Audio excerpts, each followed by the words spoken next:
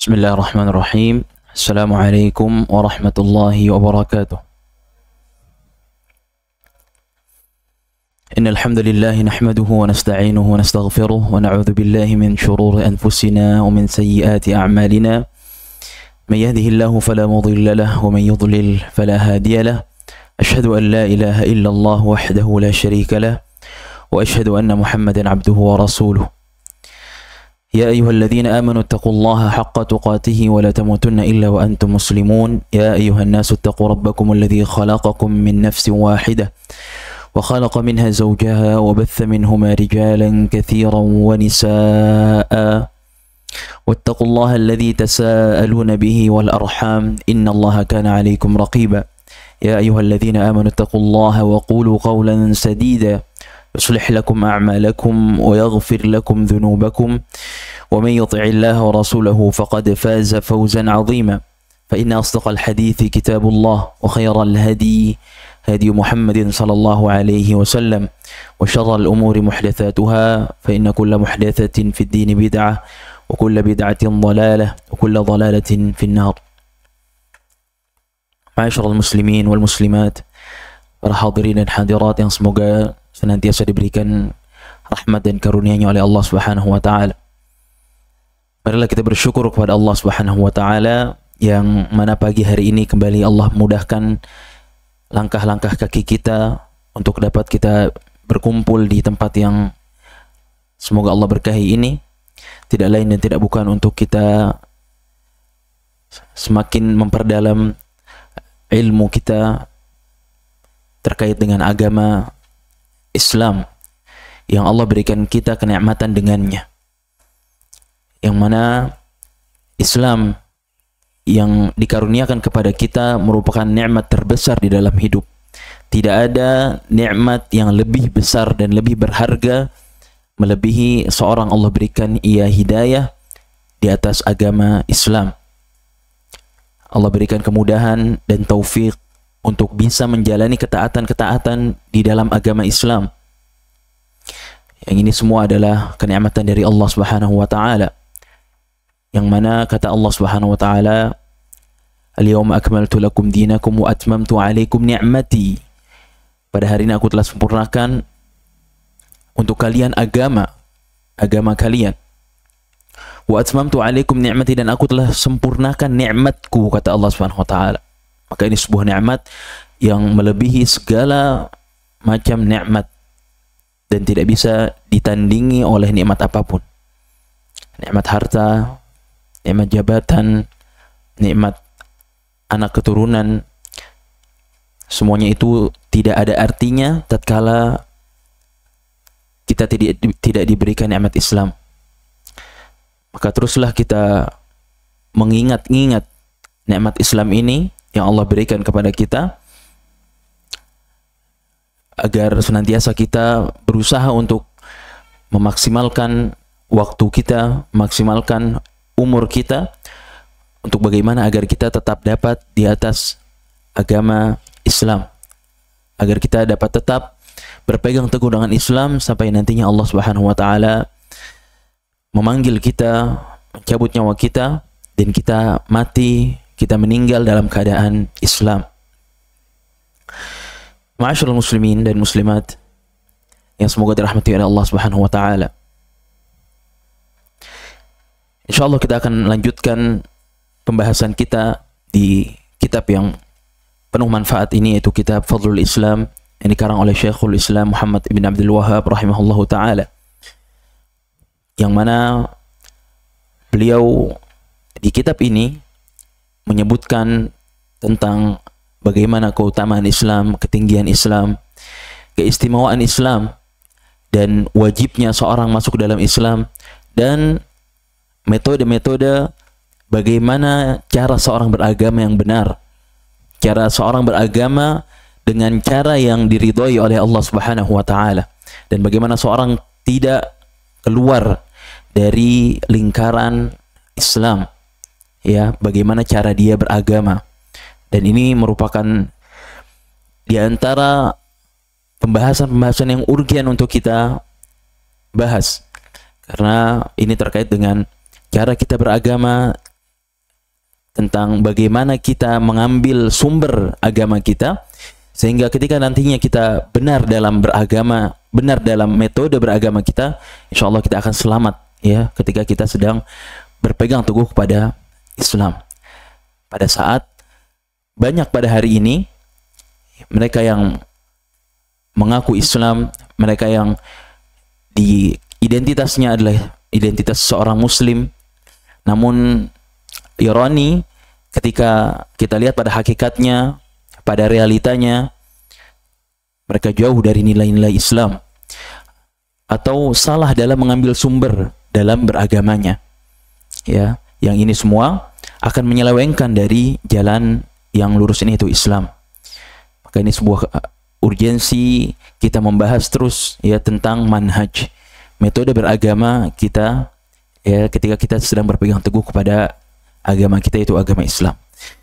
Setelah pada pertemuan yang lalu kita telah membahas tentang wajibnya seorang untuk mencukupkan diri hanya berpegang kepada Al-Quran dan juga termasuk di dalamnya sunnah Nabi SAW, dan tidak boleh kita mengambil sumber-sumber dari selain Al-Quran, dari selain sunnah Nabi SAW. Dan kita telah menyebutkan hadis-hadis sebelumnya ayat ya terkait dengan pembahasan ini ya, bagaimana seorang wajib berpegang teguh dalam menjadikan sumber dalam agamanya hanya mencukupkan diri dengan Al-Quran dan sunnah. Apa yang ada di dalam Al-Quran, apa yang ada di dalam sunnah Nabi SAW, maka ia amalkan, maka ia berusaha untuk ikuti, dilaksanakan. Adapun apa yang ada di selain keduanya ya, baik itu sumber-sumber yang di dalamnya terdapat syubhat ya, yaitu buku-buku filsafat misalnya ya, atau buku-buku yang memang ditulis sengaja untuk menyesatkan ya umat ya, atau kitab-kitab terdahulu ya, kitab-kitab Injil, Taurat yang telah dirubah dan telah diangkat hukum-hukumnya, maka seorang tidak boleh mengambil sumber agamanya dari kitab-kitab tersebut dan harus hanya mencukupkan diri dengan Al-Quran dan sunnah Nabi SAW, Al-Quran dan hadis Nabi SAW. Adapun apa yang ada di selain keduanya tidak terjamin ya apakah akan kebenarannya. Adapun apa yang ada dalam Al-Quran, apa yang dalam sunnah Nabi SAW, maka sudah terjamin. Yang kata Allah SWT terkait dengan Al-Quran dan sunnah Nabi SAW, kata Allah SWT, wa ma yantiqu 'anil hawa in huwa illa wahyu yuha. Sekali-kali Nabi Muhammad itu tidak berbicara sesuai dengan hawa nafsunya, tidak. Ya, Nabi Muhammad SAW hanya menyampaikan apa yang diwahyukan, katanya. Kata Allah SWT, in huwa illa wahyu yuha. Yang mana Al-Quran itu, tidaklah Al-Quran itu melainkan wahyu yang diwahyukan kepada Nabi SAW. Sekali-kali Nabi SAW tidak pernah mendapatkan hak untuk membuat-buat sendiri syariat, tidak. Yang disampaikan oleh Nabi SAW yang ada di dalam Al-Quran, yang ditulis, yang ada di dalam hadis-hadisnya, hadis Nabi Muhammad SAW, seluruhnya itu adalah wahyu dari Allah SWT. Al-Quran adalah wahyu, sunnah Nabi SAW juga wahyu. Jadi jangan sampai kita termakan oleh syubhat orang-orang yang mengatakan saya hanya berpegang kepada Al-Quran, lalu dia tidak mengambil sunnah, tidak mau mengambil hadis. Kenapa? Karena kata dia hadis itu adalah perkataan manusia, katanya. Yang mana manusia ini, yaitu Rasul, bisa jadi salah, bisa jadi lupa, bisa jadi keliru. Nah, ini sebuah syubhat yang berbahaya. Karena wahyu selain Allah Subhanahu wa taala turunkan berupa Al-Quran, Allah Subhanahu wa taala juga mewahyukan berupa hadis Nabi SAW. Apa yang diucapkan oleh Nabi SAW, apa yang didengarkan oleh para sahabat berupa hadis-hadis Nabi SAW, itu pula merupakan wahyu. Kata Rasulullah SAW, ala wa inni utitul Quran wa mithlahu ma'ahu. Ketahuilah bahwasanya aku ini diberikan untukku Al-Quran, diturunkan atau diwahyukan untukku Al-Quran, wa mithlahu ma'ahu, dan yang semisal dengan Al-Quran, yaitu apa? Hadis Nabi SAW. Maka tidak cukup kita hanya berpegang pada Al-Quran saja lalu kita tinggalkan sunnah, tidak cukup. Tidak ada di dalam Al-Quran berapa rakaat kita sholat, Tidak ada di dalam Al-Quran kapan waktu kita sholat. Hanya ada di dalam hadis-hadis Nabi SAW. Tidak ada di dalam Al-Quran kadar zakat yang harus kita keluarkan. Kapan kita harus mengeluarkan zakat? Ya, karena Al-Quran dan hadis itu saling melengkapi, saling memberikan yufassiru ba'duhu ma ba'dha, saling memberikan tafsiran. Sunnah menafsirkan apa yang ada di dalam Al-Quran. Ya, dan seperti itu pula Al-Quran. Ya, maka seorang yang berpegang teguh pada agama Islam, dia harus mencukupkan diri mengambil dari kedua sumber ini, Al-Quran dan Sunnah Nabi Sallallahu Alaihi Wasallam, tentunya dengan pemahaman para salafus saleh, sehingga tidak keliru dalam memahami keduanya. Tidak keliru dalam memahami keduanya. Nah, ini bab yang sangat penting yang perlu terus kita ingat dan perlu terus kita kaji, karena ya banyak pada hari ini, dan itu pula yang telah membuat firqah, membuat banyak kelompok-kelompok baru di dalam agama, karena tidak mencukupkan mengambil dari Al-Quran dan Sunnah. Karena seandainya seluruhnya mengambil Al-Quran, mencukupkan diri mengambil Al-Quran dan Sunnah saja sebagai sumber, maka terjamin tidak akan tersesat, tidak akan berpecah-pecah. Ya, nanti akan kita jelaskan insyaallah ta'ala terkait dengan permasalahan keluar dari lingkup Islam. Nah, maka ini perlu kita terus ingat kedua sumber ini dan harus mencukupkan diri dengan keduanya. Dan kita harus merasa puas. Jangan sampai kita ketika berpegang teguh dengan Al-Quran dan Sunnah, kita merasa kayaknya butuh sumber lain nih. Kayaknya kita butuh ada ibadah-ibadah baru yang belum ada di Al-Quran dan Sunnah. Sehingga kita mengambil kitab-kitab yang ditulis oleh orang-orang yang datang terakhiran, yang mana di sana terdapat amalan-amalan baru, wirid-wirid baru yang belum pernah diajarkan dalam Al-Quran dan Sunnah. Ya, kita harus merasa puas dengan Al-Quran dan dengan Sunnah, karena dengan keduanya itu kita akan selamat dan sudah dijamin oleh Nabi Sallallahu Alaihi Wasallam. Ya, yang mana kata Nabi Sallallahu Alaihi Wasallam, "Taraktu fikum amrain, lan tadillu in tamassaktum bihima." Ya, kata Rasulullah SAW, aku ini meninggalkan untuk kalian dua perkara, yang mana kalau kalian berpegang teguh dengan kedua perkara ini, kalian tidak akan tersesat. Ada jaminan tidak akan tersesat. Dari siapa? Dari Nabi SAW.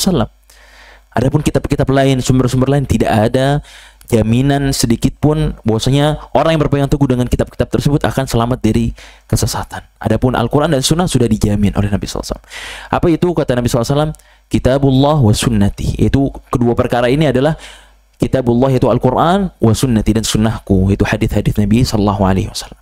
Pada hari ini insyaallah ta'ala kita akan membahas terkait dengan bab yang selanjutnya di kitab yang penuh berkah ini, yaitu pada bab selanjutnya kata penulis rahimahullahu ta'ala, beliau berkata, bab ma jaa fil khuruj an da'wal Islam.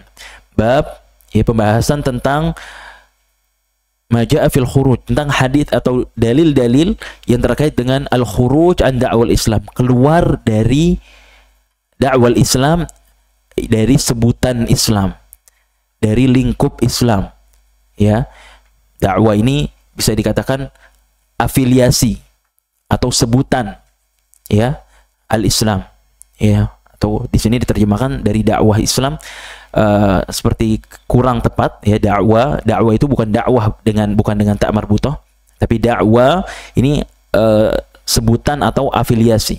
Jadi tentang dalil-dalil yang menyebutkan tentang bahwasanya seorang itu nggak boleh keluar dari lingkup sebutan Islam. Seorang nggak boleh berafiliasi, nggak boleh menyematkan dirinya kepada kelompok-kelompok. Ya, nanti akan kita jelaskan maksud dari bab ini. Bahwa seorang tidak boleh keluar dari sebutan Muslim, sebutan Islam kepada afiliasi-afiliasi lain. Ya, apakah itu afiliasi berupa kepada kelompok, apakah itu afiliasi kepada madhab tertentu, apakah itu afiliasi kepada negaranya. Dan nanti kita akan jelaskan batasan-batasan mana saja yang diperbolehkan dan yang tidak diperbolehkan dari seorang berafiliasi. Oh, seorang tidak boleh misalnya berafiliasi kepada pemikiran-pemikiran sesat seperti Syiah misalnya, ya, dan yang lain sebagainya yang nanti akan kita bahas bersamaan dengan dalil-dalil yang dibawakan oleh penulis rahimahullah taala. Nah, kita langsung baca saja apa yang disebutkan oleh muallif rahimahullah taala. Nah, kata muallif rahimahullah taala menyebutkan sebuah ayat dari surat Al-Hajj, ya, dari Al-Qur'an surat Al-Hajj ayat ke-78. Kata Allah Subhanahu wa taala, Allah Subhanahu wa taala berfirman, "Huwa sammakumul muslimina min qablu wa fi hadza." Bahwasanya Allah Subhanahu wa taala dialah yang menamakan kalian, dialah yang menamai kalian min qablu, ya, wa fi hadza. Huwa sammakumul muslimin. Menamakan apa? Menamakan kalian dengan sebutan muslim. Menamai kalian sebagai muslim. Ya, min qablu, sejak dahulu, sejak awal. Wa fi hadza, dan juga di dalam kitab ini. Nah, di dalam hadis ini, dalam ayat ini, Allah Subhanahu wa taala menjelaskan bahwasanya dialah yang menamakan kita, menamakan umat Nabi Muhammad SAW sebagai apa? Orang-orang muslim, sebutan muslim. Kita ini adalah muslimin. Ya, siapa yang menamakan kita sebagai muslimin, orang-orang Islam, muslimin, itu Allah Subhanahu wa taala.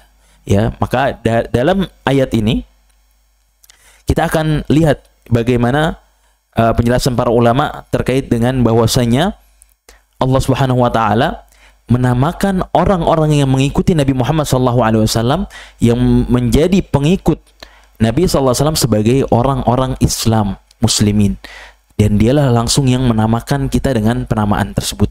Sehingga tatkala kita tahu bahwasanya Allah menamakan kita dengan sebutan muslim, dengan afiliasi Islam sebagai sebutan kita, maka kita tidak boleh keluar dari lingkup ini. Kita tidak boleh menamakan diri kita dengan yang lain. Ya, dengan yang lainnya. Nah, dan di antara maksud penulisan dari bab ini, bahwasanya kita banyak mendapati firqah-firqah, kelompok-kelompok yang mengaku Islam, kelompok-kelompok yang ada di dalam agama Islam, itu mereka membuat nama-nama baru di dalam agama Islam. Mereka membuat afiliasi-afiliasi baru kepada selain Islam di dalam agama Islam. Kelompok-kelompok yang ada di dalam Islam. Ya, contohnya apa? Khawarij kah? Atau Syiah. Seorang menamakan, membuat kelompok baru dengan sebutan Syiah, ya, kelompok yang sejak dahulu, setelah zaman Nabi SAW muncul, menamakan dirinya dengan Syiah dan menyematkan Syiah itu pada namanya, berafiliasi dengannya. Ya, maka orang yang mengaku Islam, yang berpegang teguh dengan agama Islam, dia tidak boleh menamakan, tidak boleh berafiliasi kepada selain Islam. Nggak boleh dia mengatakan dia berpegang dengan Syiah lalu dia mengatakan ana Syi'i, saya ini orang Syiah, mengaku dirinya Syiah, kelompok yang di luar penamaan Islam. Padahal yang dibolehkan ana Muslim, saya Muslim. Kan inilah penamaan yang Allah namakan kita dengan nama tersebut. Nah, kemudian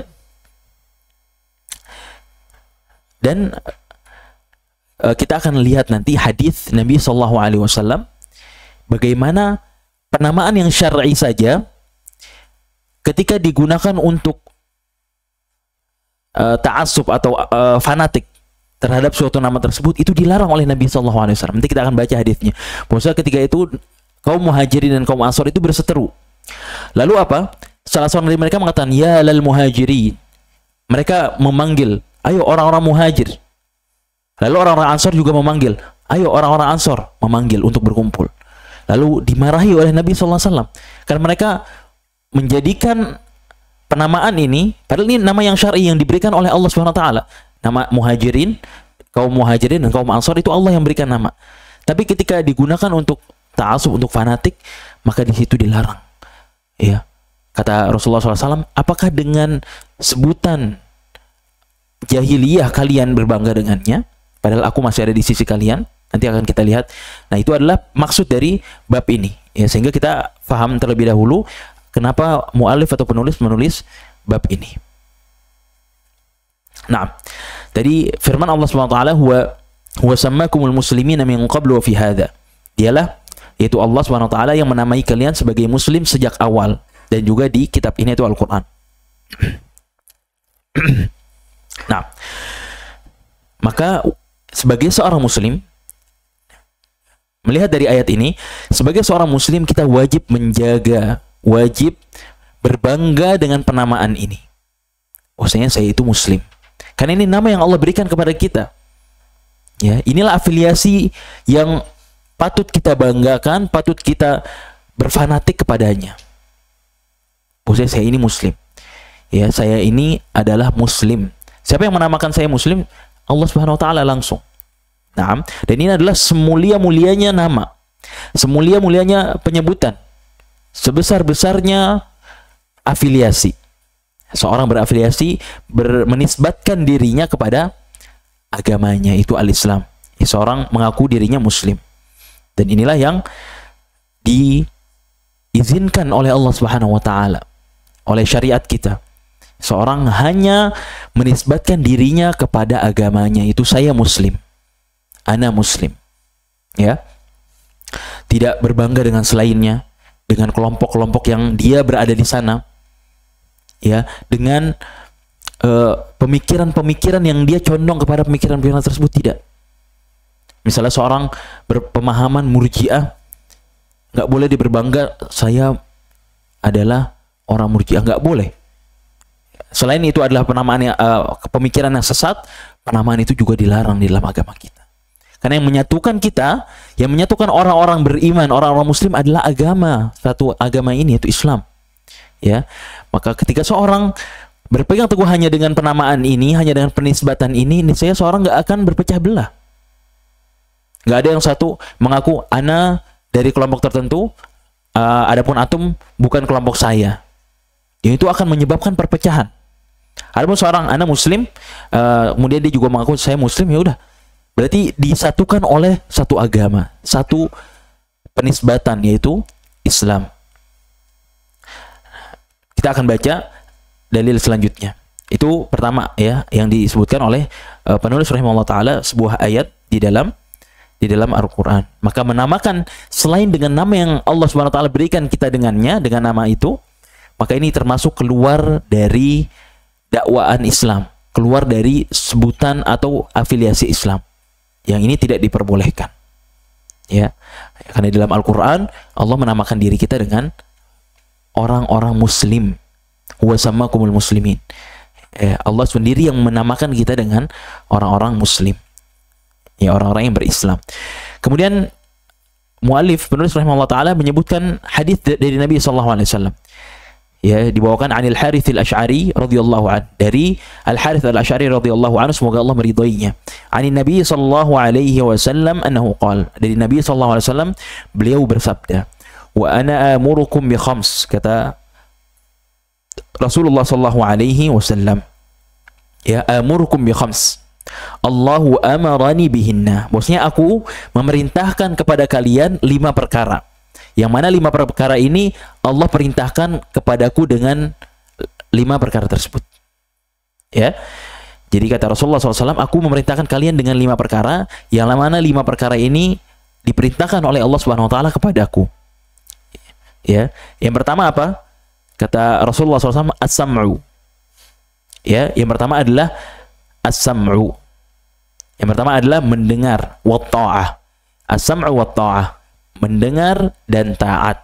Mendengar dan taat. Nah, apa yang dimaksud mendengar dan taat?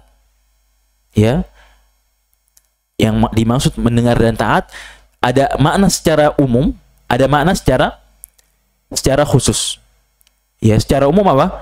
Seorang mendengar dan taat terhadap perintah Allah dan Rasulnya. Ya, seorang yang Islam, kita sebagai umat Nabi Muhammad SAW itu diperintahkan oleh Allah Subhanahu Wa Taala, diperintahkan oleh Nabi SAW untuk kita mendengar dan taat. Apa maksudnya? Mendengar terhadap perintah Allah Subhanahu Wa Taala dan Rasulnya, dan mentaati perintah tersebut. Tidak hanya mendengar saja. Tidak cukup seorang mengatakan sami'na, saya mendengar, tapi seorang juga harus mengatakan ata'na, kami mendengar dan kami taat.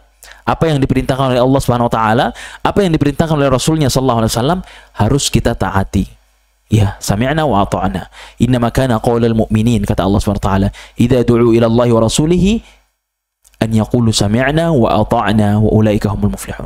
Bahwasanya hanyalah perkataan orang-orang yang beriman tatkala diseru kepada Allah dan kepada Rasulnya, mereka mengatakan apa? Sami'na wa ata'na. Inilah perkataan seorang yang beriman, seorang muslim. Nah, ini secara makna secara umum. Dia mendengar dan taat kepada Allah SWT dan kepada perintah Rasulnya Shallallahu Alaihi Wasallam. Nah, makna yang lain dari makna as-sam' wa ta'ah di sini adalah mendengar dan taat kepada waliul amr, kepada pemerintah. Ya, kepada orang yang memegang tampuk kekuasaan. Orang yang memegang wewenang kekuasaan, kepemerintahan, maka kita wajib mendengar dan taat. Wajib mendengar dan taat. Kalau tadi kita makna yang pertama taat kepada Allah dan Rasulnya. Nah, ini adalah ketaatan yang independen, yang yang berdiri sendiri. Ketaatan hak Allah SWT. Ya, kita mentaati perintah Allah SWT memang itu harus wajib. Kemudian kita juga mentaati Rasulnya SAW, itu juga sebuah kewajiban. Dan yang ketiga, taat kepada waliul amr, mendengar dan taat kepada pemerintah, orang yang memegang kekuasaan, orang yang memiliki wewenang kekuasaan. Kita wajib mendengar dan wajib taat. Dan taat kita kepada mereka itu tergantung apakah yang mereka perintahkan ketaatan atau kemaksiatan. Jadi kita wajib mendengar dan taat kepada pemerintah kapan? Tatkala perintah itu bukan perintah kepada kemaksiatan. Adapun ketika diperintahkan kepada kemaksiatan, maka tidak ada ketaatan terhadap kemaksiatan kepada Allah Subhanahu wa taala. Ya, tidak ada ketaatan kepada Allah, kepada makhluknya, kepada makhluk Allah Subhanahu wa taala. Tidak ada ketaatan kepada makhluk Allah Subhanahu wa taala ketika di dalamnya terdapat kemaksiatan. Ya, di dalamnya terdapat kemaksiatan. La ta'ata li makhluqin fi ma'siyatillah. Dalam sebuah hadis, tidak ada ketaatan kepada makhluk di dalam kedurhakaan kepada Allah Subhanahu wa taala. Ketika misalnya diperintahkan untuk bermaksiat, ya, misalnya di suatu tempat ada pemerintah yang memerintahkan rakyatnya misalnya untuk meminum khamr, untuk berzina misalnya memerintahkan, maka tidak ada ketaatan. Tidak boleh kita mengatakan saya wajib taat, tidak. Karena di situ ada maksiatan kepada Allah, maka tidak boleh taat. Tidak boleh taat kepada pemerintah tersebut. Ini yang dimaksud as-sam' wa ta'ah dalam hadis. Yang pertama adalah mendengar dan taat. Dan ini menjadi di antara pembeda Ahlus Sunnah wal Jamaah, ya, yaitu orang-orang yang berpegang teguh dengan sunnah Nabi sallallahu alaihi wasallam, ya, adalah apakah dia mendengar dan taat kepada pemimpin yang ada atau tidak. Karena apa? Di dalam banyak hadis Nabi sallallahu alaihi wasallam, ya, dan dijelaskan oleh para ulama, ya, dalam Al-Qur'an, dalam hadisnya, dan dijelaskan oleh para ulama tentang bagaimana, ya, suatu negeri itu atau suatu tempat akan tentram, akan makmur tatkala di sana ada pemimpin yang ditaati. Dan Islam melalui lisan Nabi Shallallahu Alaihi Wasallam telah mengajarkan, ya, untuk tidak berontak kepada pemerintahan yang sah. Ya, walaupun banyak syubhat pada hari ini, ya, ada yang mengatakan itu kan taat kepada pemimpin kalau dipilih secara benar untuk khalifah katanya. Sedangkan pemerintah-pemerintah yang ada sekarang tidak wajib kita taati katanya. Ini syubhat yang perlu kita jauhi, karena akan terjadi kerusakan, dan sudah banyak contoh-contohnya yang tidak perlu kita susah-susah mencarinya. Banyak negeri-negeri, baik itu negeri-negeri Islam atau negeri-negeri yang lainnya, tatkala di sana tidak ditaati pemimpin, lalu mereka mengkudeta pemimpin yang sah, mereka memberontak kepada pemimpin yang ada, lihat bagaimana kesudahannya. Apakah mereka menjadi tentram, menjadi hidup nyaman, atau sebaliknya? Kerusakan, ketidakteraturan, kericuhan di mana-mana, pertumpahan darah. Maka Islam menjaga ini. Islam menjaga agar tidak ditumpahkan darah. Karena Islam juga menjaga agar tidak terjadi kerusakan-kerusakan di mana-mana tatkala tidak ada pemimpin yang ditaati. Maka di sini pentingnya pembahasan tentang as-sam'u wa ta'ah, mendengar dan taat kepada pemimpin. Ya, pemimpin yang sah. Bagaimanapun pemimpin itu, bahkan meskipun pemimpin itu mengambil harta kita, kata Rasulullah SAW, ya, wa in duriba dhahruk wa ukhidha maluk, ya, walaupun punggung kalian dipukul oleh pemimpin itu dan diambil harta-harta kalian oleh pemimpin itu, maka kalian tetap wajib untuk mendengar dan taat. Gak boleh berontak, karena yang ada dari pemberontakan adalah kerusakan, dan banyak contohnya. Dan ini penting untuk selalu dibahas, karena pada hari ini banyak sekali, banyak yang pada zahirnya mereka ahlus sunnah, mereka mengikuti sunnah Nabi SAW, tapi tatkala masuk ke pembahasan pemimpin, mereka mencela pemimpin, mereka memberontak, bahkan mereka menjelek-jelekan pemimpin di mimbar-mimbar Jumat. Dan ini merupakan awal dari banyak kerusakan. Ya, tatkala tidak lagi pemimpin itu dihormati, ditaati, sehingga banyak pemberontakan-pemberontakan, sehingga yang ada adalah tinggal menunggu kerusakan, waliyadzubillah. Ya, maka ini penting. Dan ini adalah wasiat Nabi SAW. Kata Nabi SAW tadi, aku memerintahkan kepada kalian 5 perkara. Artinya ini wasiat Nabi SAW yang wajib kita taati. Yang pertama tadi as-sam'u wa ta'ah, mendengar dan taat. Kita jelaskan tadi secara umum, mendengar dan taat kepada Allah dan Rasulnya terhadap perintah-perintah Allah. Kita wajib untuk istijabah, wajib untuk memanggil atau menyambut seruan Allah dan Rasulnya. Gak boleh tatkala Allah nyuruh kita untuk berbakti kepada kedua orang tua misalnya, lalu kita tidak mau, kita nggak menyambut seruan itu, kita durhaka. Dan perintah-perintah yang lain, Allah suruh kita untuk hanya menyembah kepadanya saja, lalu kita bertawasul kepada orang-orang yang sudah mati, orang-orang yang sudah meninggal, lalu kita meminta ke kuburan misalnya, itu merupakan bentuk kedurhakaan dan bentuk ketidakpatuhan kita terhadap perintah Allah Subhanahu wa taala dan Rasulnya sallallahu alaihi wasallam. Dan tadi kemudian mendengar dan taat kepada Rasulnya sallallahu alaihi wasallam, dan yang terakhir kepada waliul amr. Yang kata Allah Subhanahu wa taala, ya ayyuhalladzina amanu athi'ullah wa athi'ur rasul wa ulil amri minkum. Wahai orang yang beriman, taatilah Allah, kata Allah Subhanahu wa taala, dan taatilah Rasulnya sallallahu alaihi wasallam, dan pemimpin-pemimpin kalian. Ya, waliul amr. Nah, waliul amr ini panjang ya pembahasannya. Siapa yang dikatakan waliul amr? Apakah pemerintah kita dikatakan waliul amr? Itu sudah ada pembahasannya oleh para ulama, oleh para asatidzah, yang perlu kita terus kaji, terus kita dengarkan. Ya, supaya kita tidak termasuk orang-orang yang secara zahirnya mengikuti sunnah Nabi SAW, tapi ternyata di balik itu ada pemahaman-pemahaman yang menyimpang. Ya, waliyadzubillah, nasallallahu alaihi wasallam. Kemudian yang kedua kata Rasulullah SAW, wal jihad. Ya, setelah tadi as-sam'u wa ta'ah, yang kedua wal jihad. Dan aku perintahkan untuk kalian jihad. Ya, tentunya jihad di sini jihad secara syar'i. Jihad yang dipimpin oleh pemerintah, yang diperintahkan oleh atau diatur oleh pemerintah. Ya. Karena jihad itu bermacam-macam. Nah, jihad secara umum terbagi menjadi 2. Jihad dengan al-lisan, ya, dan wal bayan, dengan penjelasan. Yang kedua jihad dengan pedang, dengan alat perang. Nah, dahulu Nabi SAW sebelum diperintahkan atau diizinkan untuk berperang, untuk berjihad melawan orang-orang kafir, Allah SWT sudah memerintahkan, kata Allah SWT, wajahidhum bihi jihadan kabira. Dan berjihadlah, jihadilah mereka, lawanlah mereka dengan Al-Quran ini, kata Allah SWT. Bihi, dengan Al-Quran ini, jihadan kabira, dengan jihad yang besar. Dahulu sebelum diperintahkan, diizinkan untuk berjihad, Rasulullah SAW sudah diperintahkan oleh Allah untuk berjihad dengan Al-Quran ini, dengan menjelaskan, berjihad bersungguh-sungguh untuk menjelaskan yang hak, kebenaran kepada manusia, dan memerintahkan atau melarang mereka dari kebatilan, memerintahkan mereka kepada kebenaran yang hak dan melarang mereka dari kebatilan. Itu merupakan jihad juga.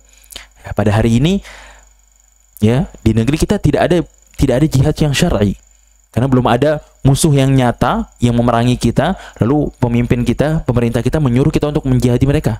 Ya, maka jangan sampai ya banyak kelompok-kelompok yang ya mengajak, ayo kita berjihad. Jihad apa yang dimaksud di sini? Ya, maka ini perlu kita jaga ya diri kita, keluarga kita dari pemahaman-pemahaman yang sangat mudah diserap oleh anak-anak muda zaman sekarang yang semangatnya membara. Ayo mau ikut gak jihad? Akhirnya diajak kemana?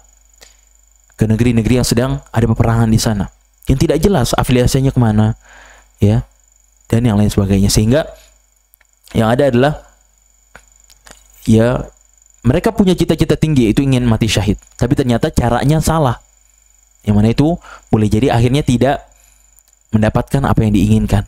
Bukan mati syahid, malah waliyadzubillah malah mati konyol. Ya, maka ini penting. Nah, itu secara umum jihad ada dua. Ya, maka ketika misalnya pemimpin kita atau pemerintah kita sudah menyuruh kita untuk berjihad, ketika ada musuh yang nyata lalu kita diperintahkan untuk berjihad, maka kita wajib berjihad. Ini merupakan kewajiban dalam agama kita. Ya, dan kita harus yakini syariat ini, itu syariat jihad. Atau misalnya musuh itu memang musuh yang nyata, ya, orang-orang kafir sudah mulai menyerang kita dan tidak ada penjagaan kecuali kita maju untuk berjihad itu, maka di situ kita berperang. Adapun ketika kita sekarang merasa aman, lalu orang-orang kafir yang ada di sini sudah dijamin keamanannya oleh negara. Orang-orang kafir di sini adalah orang kafir musta'man, kafir yang diberi keamanan oleh negara, dan itu nggak boleh kita bunuh, nggak boleh kita ganggu. Nggak boleh pada hari ini kita ganggu orang kafir yang lagi lewat dengan amannya, nggak mengganggu, nggak memerangi kita, lalu kita senggol dia, lalu kita hinakan dia, kita lukai dia, atau kita bunuh dia, nggak boleh, karena sudah dijamin keamanannya oleh negara, sudah mendapatkan keamanan, jaminan keamanan. Ya, yang kata Rasulullah SAW, man qatala mu'ahadan lam yarah raihatal jannah. Barang siapa yang membunuh kafir mu'ahad yang ada perjanjian dengan orang Islam, maka dia tidak akan mencium bau surga, kata Rasulullah SAW. Nggak boleh orang-orang kafir yang tidak memerangi kita, yang tidak mengganggu kita, nggak boleh kita perangi dia, nggak boleh kita ganggu dia, nggak boleh kita lukai dia. Harus dijaga. Ya, karena dan berbeda. Tetap kita membenci dia, tetap kita nggak boleh mencintai dia, tetap itu adalah perintah. Kita harus berloyalitas hanya kepada orang-orang beriman, orang-orang yang muslim. Karena orang kafir tidak, harus kita benci. Tapi kebencian itu bukan berarti kita ganggu dia, kita rusak kehormatan dia, kita lukai dia, tidak. Apalagi kita bunuh, tidak. Maka salah orang-orang yang misalnya melakukan waliyadzubillah bom bunuh diri di sebuah tempat yang di sana ada orang-orang kafir, padahal orang kafir itu mendapat keamanan oleh negara. Yang kata dia jihad, akhirnya banyak yang terbunuh dari orang muslim juga. Ya, ini harus perlu terus kita jaga diri kita dan keluarga kita dari pemikiran-pemikiran yang semacam ini. Itu terkait jihad yang kedua. Kemudian yang ketiga kata Rasulullah SAW, al-hijrah wal hijrah. Dan yang aku perintahkan yang ketiga adalah al-hijrah. Aku perintahkan untuk kalian hijrah. Apa itu hijrah? Secara bahasa adalah berpindah atau meninggalkan. Adapun secara syariat adalah berpindah dari negara Islam kepada negara berpindah dari negara kafir kepada negara Islam. Ya, dahulu Rasulullah SAW diperintahkan oleh Allah Subhanahu Wa Taala untuk berhijrah dari mana? Dari Mekah. Karena di sana dulu terdapat kafir Quraisy yang senantiasa mengganggu Nabi SAW. Akhirnya diperintahkan untuk hijrah dari Mekah menuju Madinah. Itu adalah makna hijrah yang pertama. Nah, ada juga hijrah yang dimaksud apa? Hijrah dari apa yang Allah larang kepada apa yang dicintai oleh Allah Subhanahu Wa Taala. Seorang hijrah dari kemaksiatan-kemaksiatan kepada Allah menuju ketaatan-ketaatan kepadanya. Seorang bertaubat. Ya, dalam sebuah hadis, wal muhajiru man hajaro manahallahu anhu. Orang yang muhajir itu, orang yang hijrah itu, kata Rasulullah SAW, adalah yang berhijrah meninggalkan apa yang Allah larang. Dikatakan juga berhijrah. Ya, dikatakan juga berhijrah. Maka ini diantara perintah Nabi SAW. Ya, tatkala seorang misalnya tinggal di negeri kufur, negeri yang kafir, ya, maka perintah Rasulullah SAW adalah untuk berpindah. Ya, selagi tidak ada dia darurat untuk tinggal di negeri itu, tidak boleh ditinggal, dilarang. Ya, yang kata Allah Subhanahu wa taala ya memerintahkan orang-orang yang beriman untuk hijrah. Apa kata Allah? Ya ibadiyalladzina amanu inna ardi wasi'ah. Wahai orang-orang yang beriman, sesungguhnya bumi aku itu luas, kata Allah Subhanahu wa taala. Bumi aku itu luas, kata Allah Subhanahu wa taala. Artinya apa? Tempat bukan hanya di sana, bukan hanya di negeri kafir. Ini adalah, kata Allah Subhanahu wa taala, ayat, ya kata para ulama, ini adalah ayat untuk orang-orang yang tidak mau berhijrah dari Makkah. Akhirnya Allah panggil, ya ibadiyalladzina amanu, wahai hamba-hambaku yang beriman, sesungguhnya bumi aku itu luas, bukan hanya Makkah. Maka silakan berhijrah. Perintah untuk berhijrah. Maka seorang ketika tidak ada hal yang darurat yang mengharuskan dia berada di suatu tempat yang itu merupakan negeri kafir, negeri di sana tidak disembah Allah SWT, di sana penuh dengan kekufuran, apalagi tidak bisa melaksanakan perintah-perintah Allah, di sana tidak bisa sholat, dilarang untuk sholat, atau tidak bisa berhijab, tidak bisa memakai pakaian-pakaian muslimah bagi yang muslimah, maka dia wajib untuk meninggalkan negeri tersebut, berpindah kepada negeri Islam, yang mana dia aman.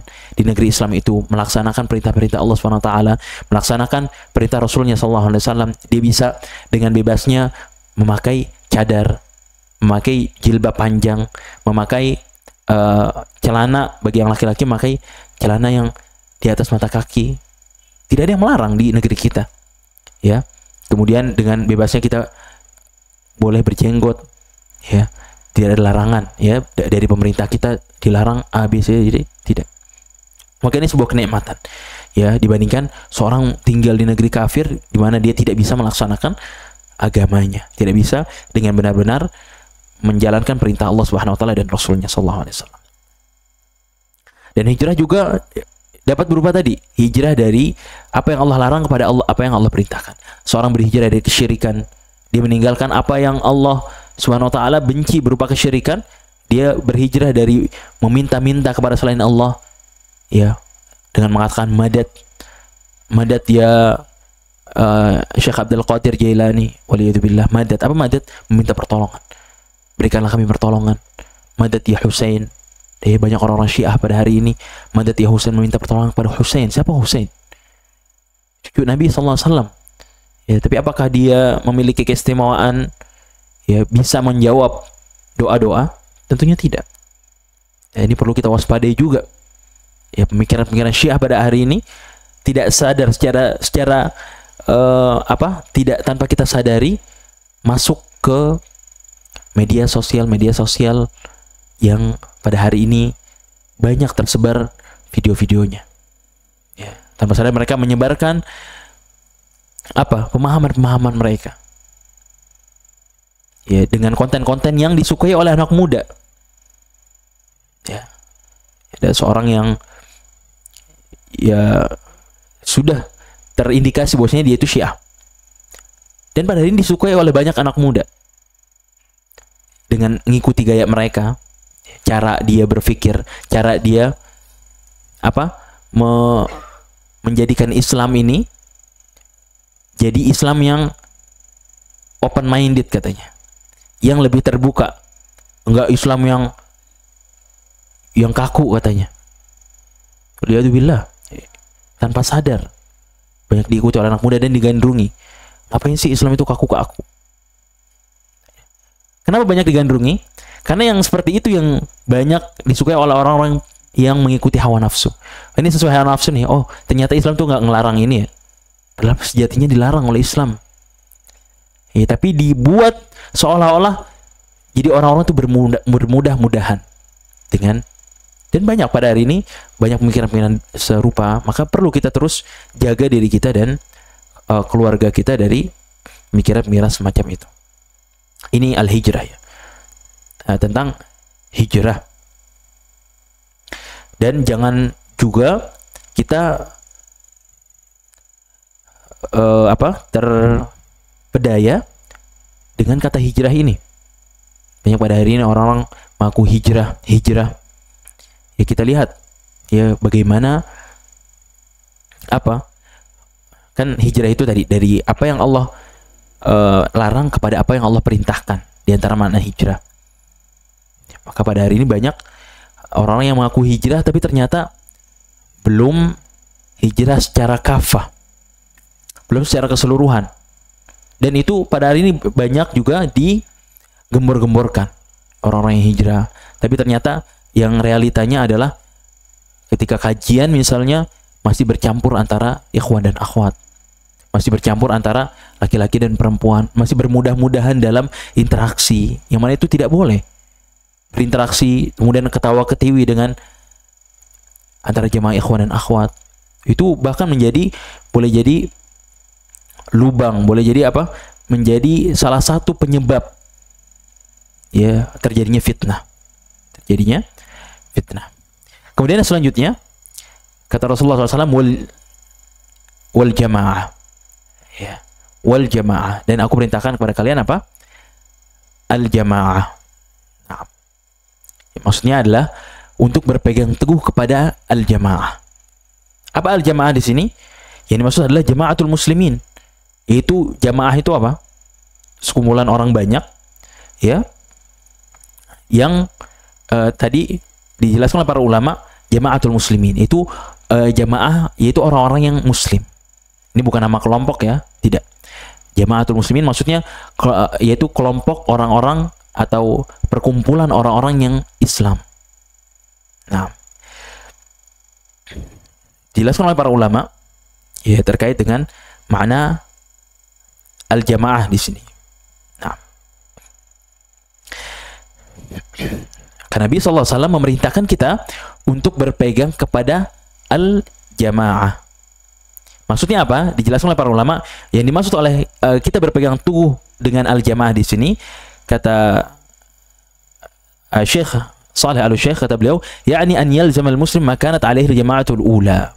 Itu seorang muslim berpegang teguh kepada apa yang dipegang oleh jamaatul ula wa ya sahabatu Rasulillah sallallahu alaihi wasallam. Itu seorang muslim berpegang teguh kepada jamaah. Apa jamaah yang maksud? Yaitu orang-orang yang berpegang teguh kepada apa yang dipegang oleh orang-orang yang terdahulu, yaitu para sahabat Nabi sallallahu alaihi wasallam.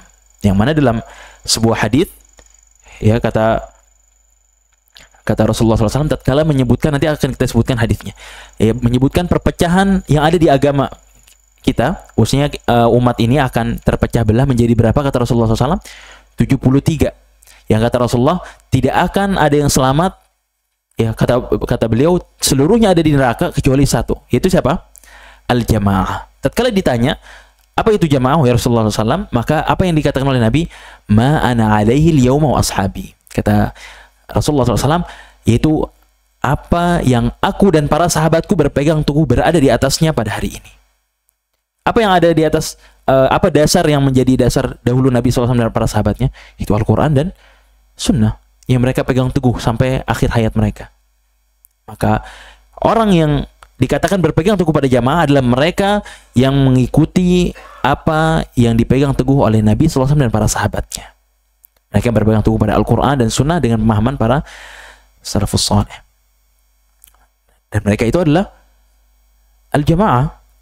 Ya, mereka adalah sahabat Rasulullah SAW dan orang yang mengikutinya, mereka itu yang dikatakan al-jamaah. Banyak pada hari ini misalnya orang yang mengatakan saya ahlus sunnah wal jamaah, tapi ternyata realitanya tidak mengikuti perintah dari Nabi SAW, bahkan melanggar apa yang Allah SWT dan Rasulnya SAW perintahkan.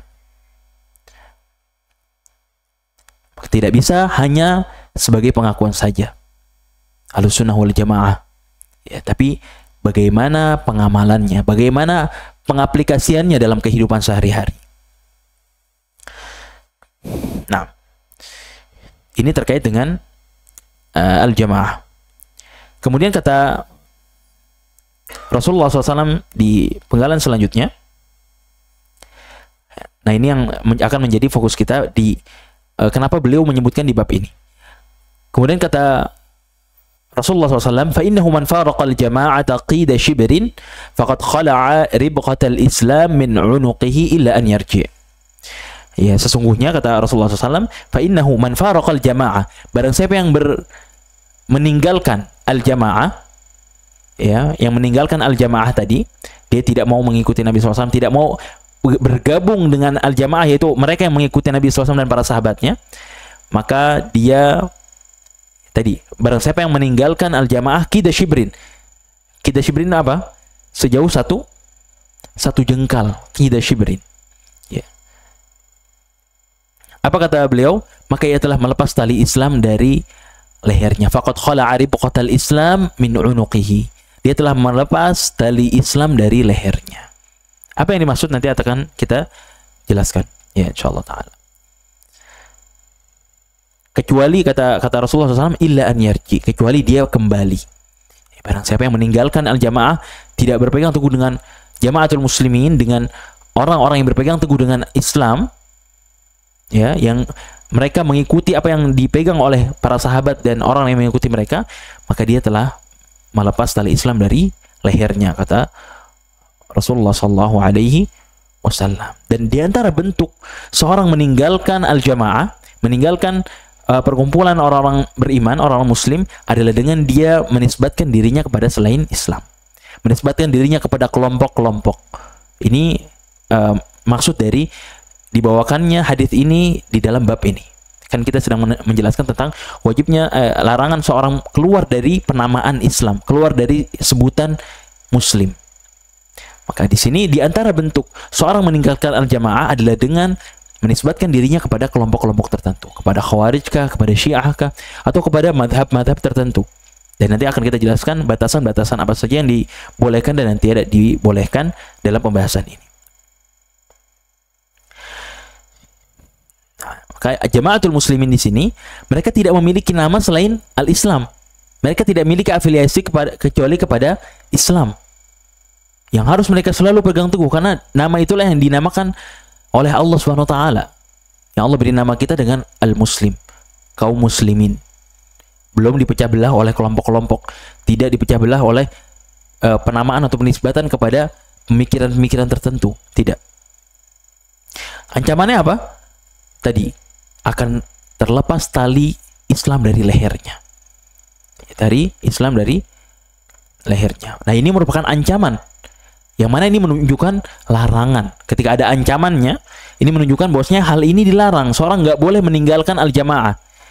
Misalnya pada hari ini, seorang meninggalkan, dia mengatakan bahwasanya kami punya pemimpin sendiri. Ya, kami punya pemimpin sendiri. Yang kami baiat langsung. Ini diantara tanda sebuah kelompok itu menyimpang atau sesat adalah ada baiat di sana. Ada baiat yang tidak baiat syar'i, bukan baiat yang syar'i. Kata mereka, kami punya pemimpin yang kami baiat. Yang mana kami hanya mentaati pemimpin kami dan tidak mentaati pemimpin secara umum, pemimpin besar.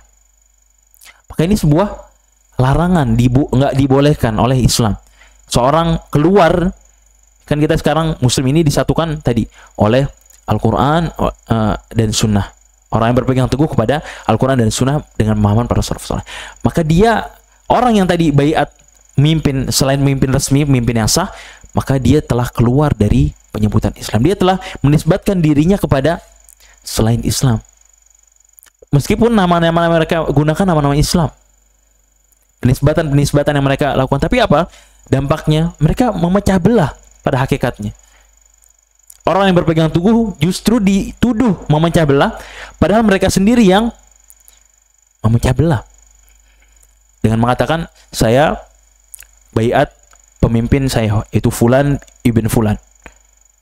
Sehingga mereka tidak taat kepada pemimpin yang sah, membuat mereka keluar dari satu lingkup ini. Maka ini dilarang oleh Rasulullah SAW. Kemudian apa kata Rasulullah SAW selanjutnya? Tadi ancamannya adalah keluar dari lingkup Islam. Khala'a ribqatal Islam min unuqihi illa an yarji, kecuali dia taubat, kecuali dia kembali.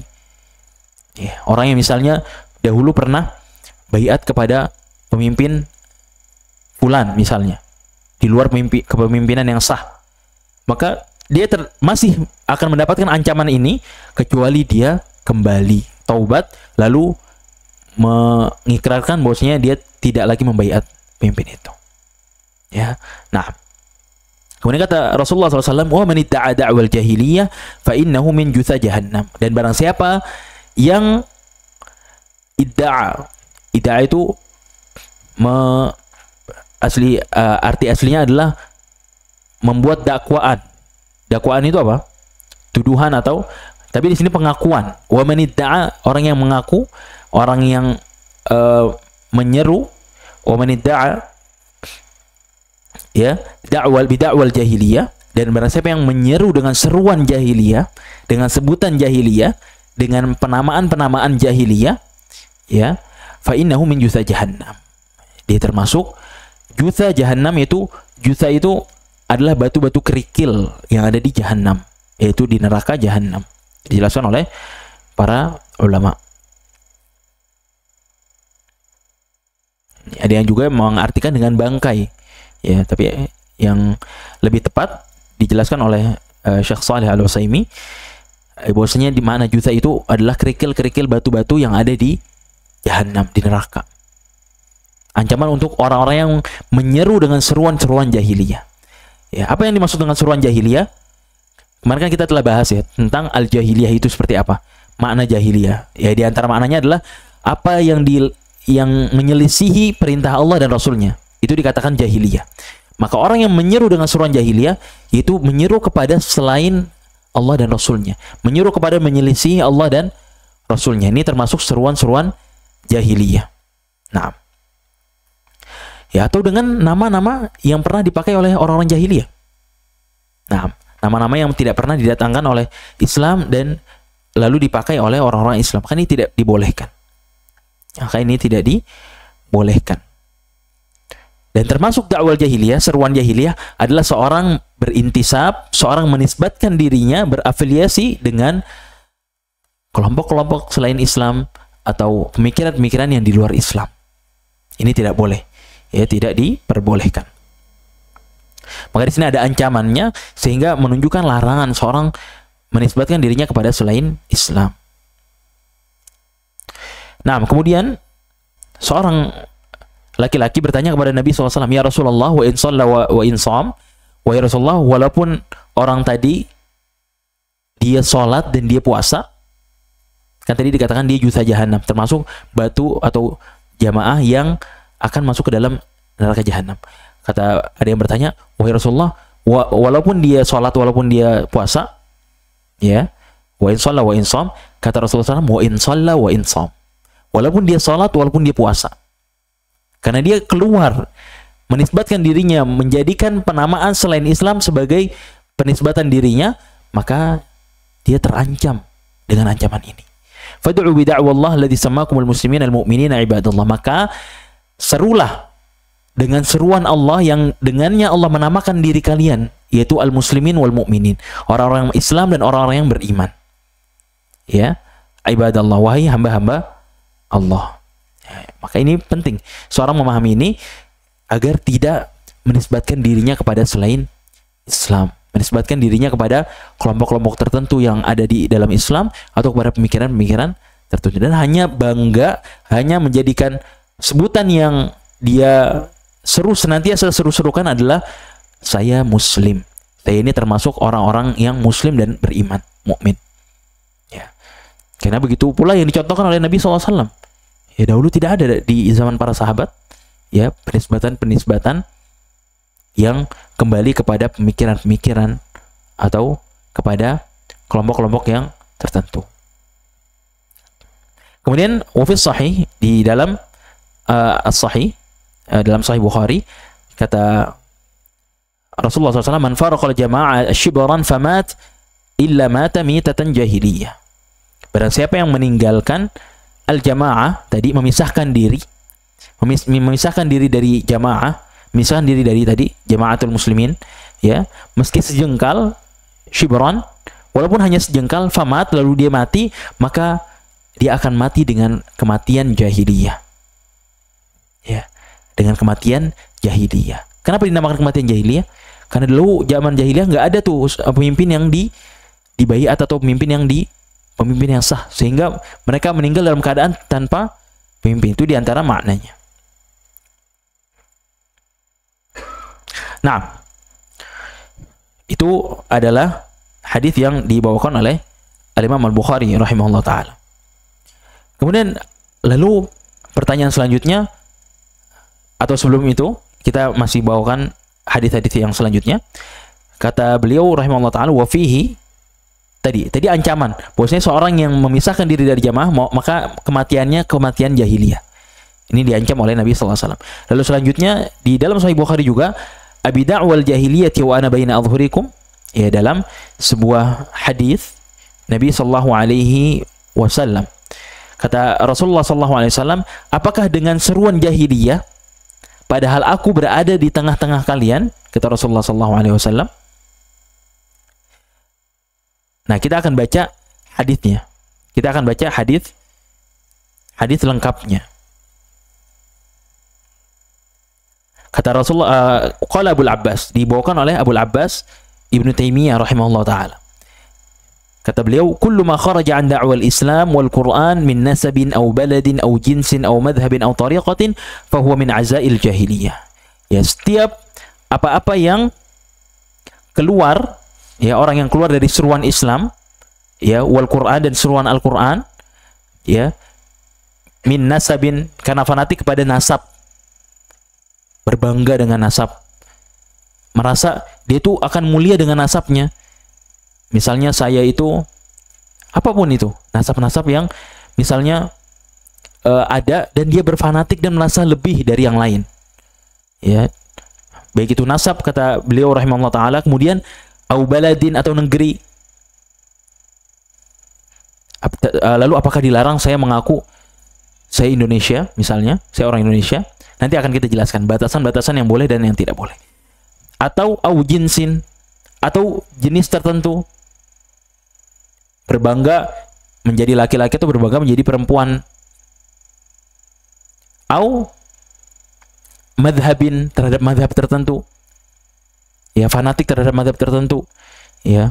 Kemudian au tariqatin, atau tarekat tertentu, ya. Maka ini kata beliau, kata Al-Imam Ibnu Taimiyah rahimahullah taala, fa huwa min azail jahiliyah, maka itu termasuk min azail jahiliyah, perangai jahiliyah. Itu termasuk berbangga dengan kebanggaan orang-orang jahiliyah dulu. Nggak berbangga lagi dengan Islam, dengan iman, tapi dia berbangga dengan nasab, dengan madhab, dengan negeri tertentu. Maka ini termasuk yang dilarang. Kemudian apa? Bal lamma ikhtasama muhajiriyun wa ansari. Nah, dibawakan oleh Ibnu Taimiyah rahimahullah taala kisah yang terjadi pada zaman Rasulullah sallallahu alaihi wasallam. Ketika pada suatu saat ikhtasama, ya, seorang muhajirin bertikai, melakukan, ada terjadi perselisihan dengan seorang dari Ansor, dari kaum Ansor. Lalu apa yang dilakukan oleh seorang muhajirin tersebut? Faqala al-muhajiri ya lal muhajirin, wahai orang-orang muhajirin. Dia memanggil siapa? Orang-orang dari kaumnya, orang-orang yang sama-sama berafiliasi dengan afiliasi yang sama. Wahai orang-orang muhajirin. Lalu waqala al-ansari, dan orang Ansor mengatakan apa? Ya lal ansor, ayo wahai orang-orang Ansor. Jadi saling meminta bantuan kepada kaumnya, kepada afiliasi yang sama. Lalu apa kata Rasulullah SAW ketika mendengar seruan-seruan tersebut? Kata Rasulullah SAW, abida'wal jahiliyah wa ana baina adhhurikum. Apakah kalian saling memanggil, saling berseru dengan panggilan-panggilan jahiliyah? Wa ana baina adhhurikum, padahal aku ini masih ada di tengah kalian, masih hidup. Kalian sudah berpecah belah, sudah bertikai dengan dan memanggil dengan seruan-seruan jahiliyah. Ya, wa ghadiba lidzalika ghadaban syadida. Yang karena hal tersebut Rasulullah SAW marah besar. Karena orang saling ketika bertikai saling memanggil seruan selain dengan seruan Islam. Yang ini membuat perpecahan. Nah, ini membuat perpecahan. Ya, dan perlu kita garis bawahi di sini dari kisah yang dibawakan oleh Ibnu Taimiyah ini, bahwasanya penamaan di sini Muhajirin dan Ansor, siapa yang menamakan? Allah Subhanahu wa taala dan Rasulnya sallallahu alaihi wasallam. Dalam banyak ayat, di antaranya Kata Allah SWT, "Wasabiqunal awwaluna minal muhajirin wal ansar." Dan orang-orang yang masuk Islam lebih dahulu, siapa mereka? Minal muhajirin wal ansar. Dari orang-orang muhajir dan orang-orang ansar. Ini penamaan yang diridhoi oleh Allah dan Rasulnya sallallahu alaihi wasallam. Tapi ketika nama tersebut bukan digunakan pada tempatnya, malah menjadi sebab pertikaian, malah menjadi awal dari permusuhan, saling berbangga dengan, oh saya ini muhajir loh, kita ini muhajir loh, kita ini datang dari Mekah bersama Rasulullah SAW, datang ke sini loh, berbangga dengan apa yang mereka nisbatkan diri mereka kepadanya. Orang-orang Ansor juga demikian, kami ini orang Ansor, kami ini sudah menyambut Nabi SAW, menyiapkan tempat untuk Nabi SAW, kami mengikuti Nabi SAW. Tatkala itu yang menjadi fanatik mereka, itu yang menjadi tolak ukur loyalitas mereka, maka Nabi SAW marah ketika mereka memanggil bukan dengan seruan Islam. Dan dikatakan oleh Nabi SAW di sini abidah wal jahiliyah, apakah dengan seruan jahiliyah? Padahal di sini penamaan dari Allah dan Rasulnya SAW. Tapi kalau bukan ditempatkan pada tempatnya, Rasulullah SAW marah. Kenapa? Karena ini menyebabkan perpecahan dalam Islam. Seorang tidak lagi nantinya mengaku bahwasanya fulan itu saudara saya. Kenapa? Fulan itu bukan dari bagian kita, berarti dia bukan saudara kita. Padahal sama-sama Islam. Ini menyebabkan perpecahan. Dia bukan kelompok kami, katanya. Banyak yang seperti itu. Adapun kita hanya diperintahkan untuk menisbatkan diri kita kepada Islam. Saya ini Muslim. Maka di antara taufik Allah Subhanahu wa taala kepada orang-orang yang pada hari ini berpegang teguh pada sunnah Nabi SAW, yang benar-benar hanya menjadikan Al-Quran dan Sunnah sebagai sumber, mereka tidak berafiliasi kepada kelompok apapun, kepada organisasi manapun, tidak. Walaupun orang-orang mengatakan demikian. Contoh misalnya apa? Orang-orang salafiyun, yang salafi. Apakah itu bentuk penisbatan kepada selain Islam? Dijelaskan oleh para ulama, oleh Ibnu Taimiyah yang mengatakan ini. Ketika ditanya, boleh gak seorang itu mengatakan ana salafi, saya itu salafi? Ya, kata beliau boleh. Kenapa? Untuk membedakan pada hari ini, di saat orang-orang menisbatkan diri mereka kepada kelompok-kelompok tertentu, kepada pemikiran-pemikiran tertentu, maka pada hari dengan sebutan itu agar dapat membedakan. Walaupun pada hari ini pun sama, sebutan itu banyak diselewengkan. Atau sebutan Ahlus Sunnah wal Jamaah. Dan banyak orang-orang yang juga sama-sama mengaku Ahlus Sunnah wal Jamaah, padahal secara akidahnya, secara amaliyahnya jauh dari Ahlus Sunnah wal Jamaah. Itu bukan merupakan bentuk penisbatan kepada selain Islam. Maka contohnya misalnya tidak ada penyebutan salafiyun. Kita tidak ada penyebutan atau afiliasi kepada afiliasi tertentu. Bukan pada kelompok A yang mereka mengharuskan harus berpegang teguh kepada kelompok dan harus loyal. Adapun selainnya maka tidak. Ini tidak diperbolehkan di dalam agama kita. Nah, itu ada ancaman. Bahkan Rasulullah SAW marah ketika ada yang saling menyeru kepada seruan selain Islam, selain kepada Islam. Nah, bagaimana batasannya? Seorang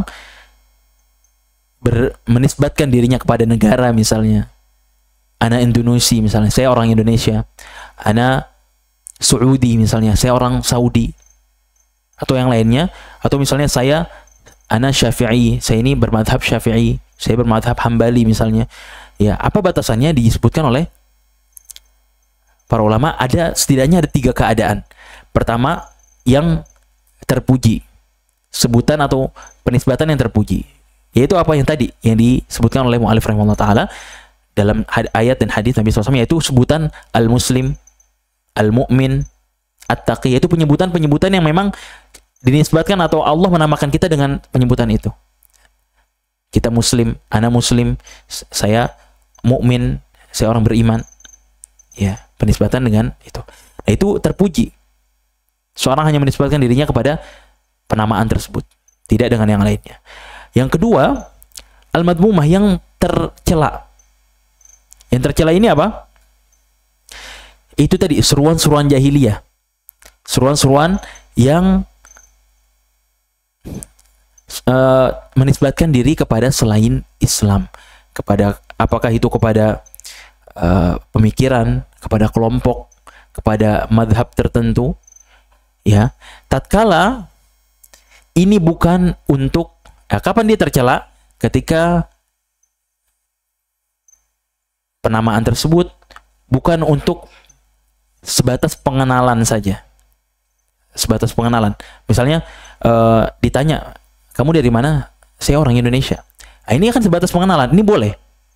Ini bukan tercela. Adapun selebih dari itu, misalnya dia mengatakan di hadapan orang-orang selain orang Indonesia, misalnya saya orang Indonesia, dan dengan perkataan tersebut dia merasa tinggi, dia membanggakan dirinya dengan bangsanya itu, dia merasa orang-orang selain orang negara tersebut adalah hina atau tidak mendapatkan kemuliaan, maka itu dilarang. Maka yang seperti itulah yang dilarang. Misalnya seorang mengatakan, ana Saudi misalnya, saya orang Saudi. Yang mana ketika dia mengatakan itu, dia merendahkan orang-orang yang lainnya. Dia mengatakan, dia merasa bahwasanya dia mendapatkan keistimewaan dengan sebutan itu, maka ini dilarang. Ini yang tercela. Ini yang tercela. Adapun sebatas pengenalan saja, saya dari Indonesia, ana Indonesia, atau misalnya saya dari bangsa tertentu, atau saya dari madhab tertentu, tapi tanpa ada di sana apa, merasa bangga, merasa lebih, ya maka itu diperbolehkan. Tanpa ada itu, hanya pengenalan saja, maka diperbolehkan.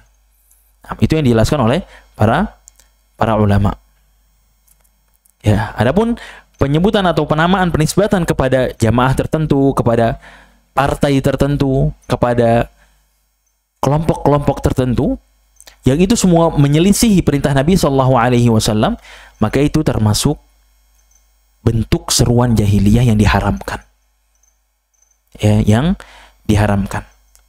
Yang mana agama kita tidak datang dengan itu. Tidak ada syariat dalam agama kita yang menjelaskan, mengharuskan seorang mengatakan demikian. Nah, di sini dicontohkan oleh beliau, oleh Syekh Shalih Al-Utsaimin rahimahullah taala.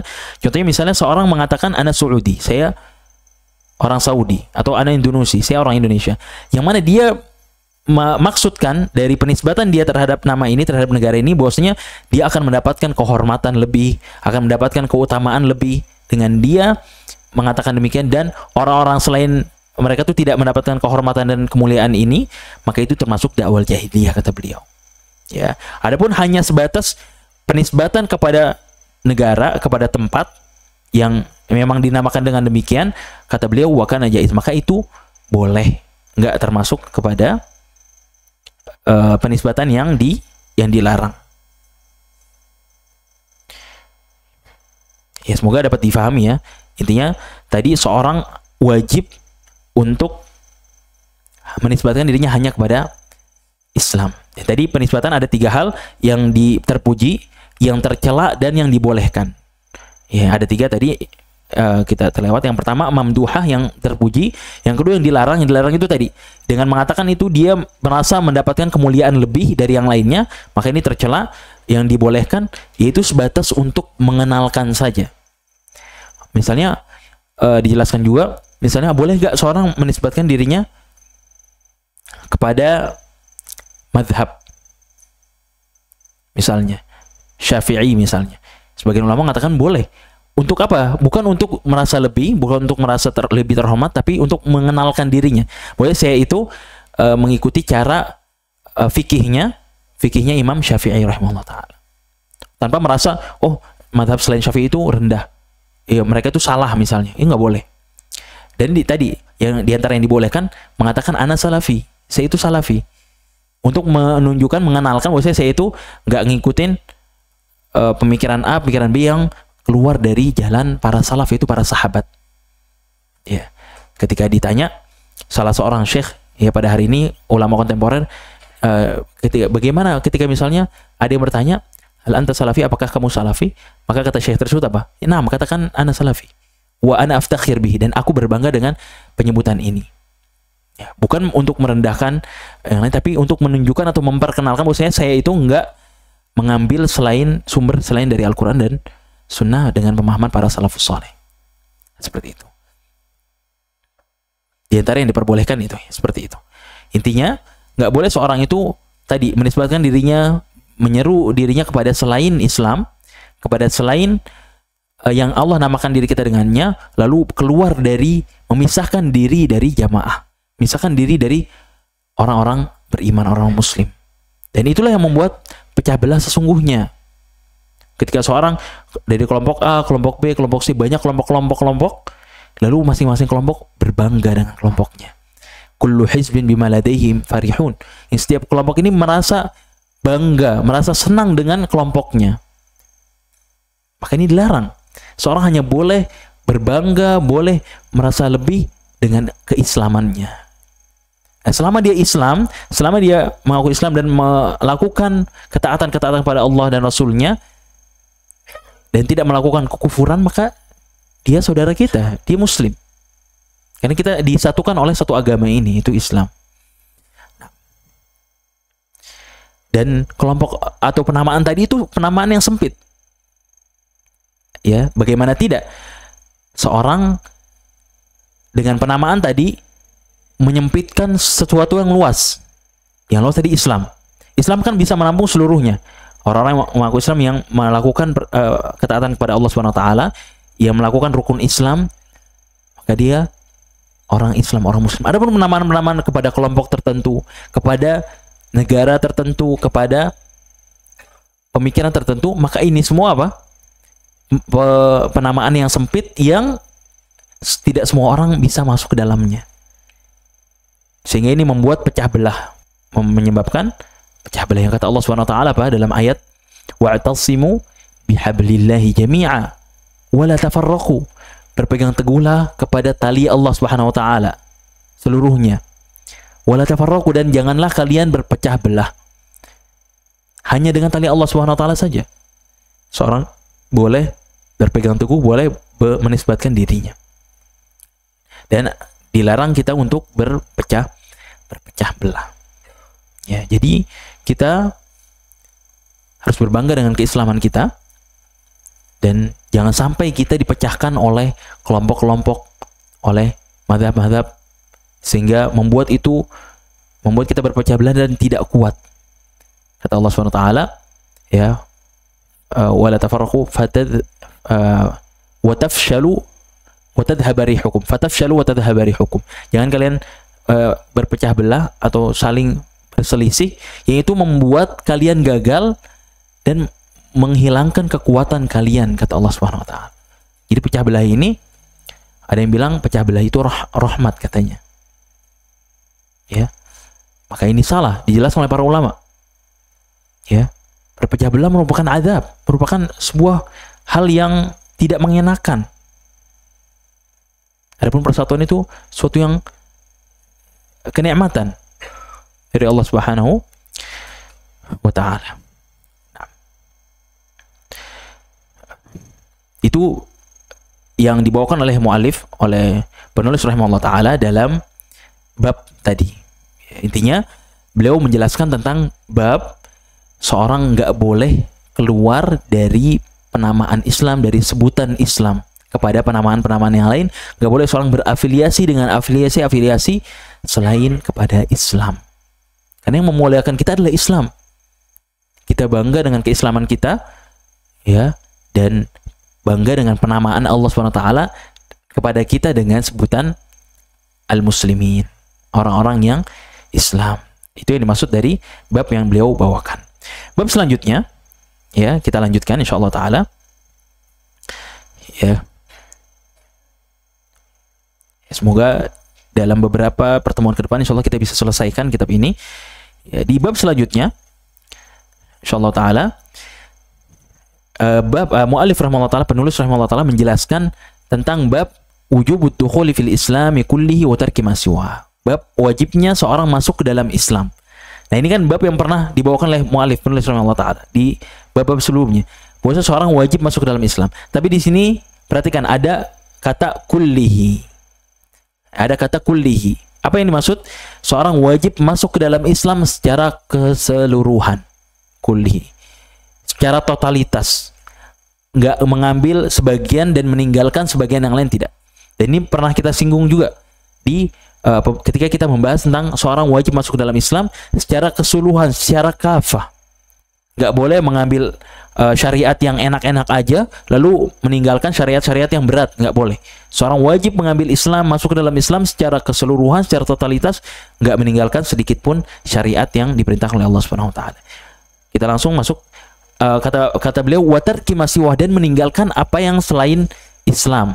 Jadi nggak boleh seorang meninggalkan, atau seorang nggak boleh mengambil sebagian dan meninggalkan yang lain, dan wajib masuk Islam secara totalitas dan meninggalkan selain Islam secara totalitas. Ya, apakah itu perbuatan-perbuatan baru yang belum pernah dicontohkan oleh Nabi SAW, atau kekufuran yang lebih dari itu, meninggalkan agama-agama selain Islam. Penulis rahimahullah ta'ala mengatakan wa qaulullahi ta'ala ya ayyuhalladzina amanu dukhulu fis silmi kafah.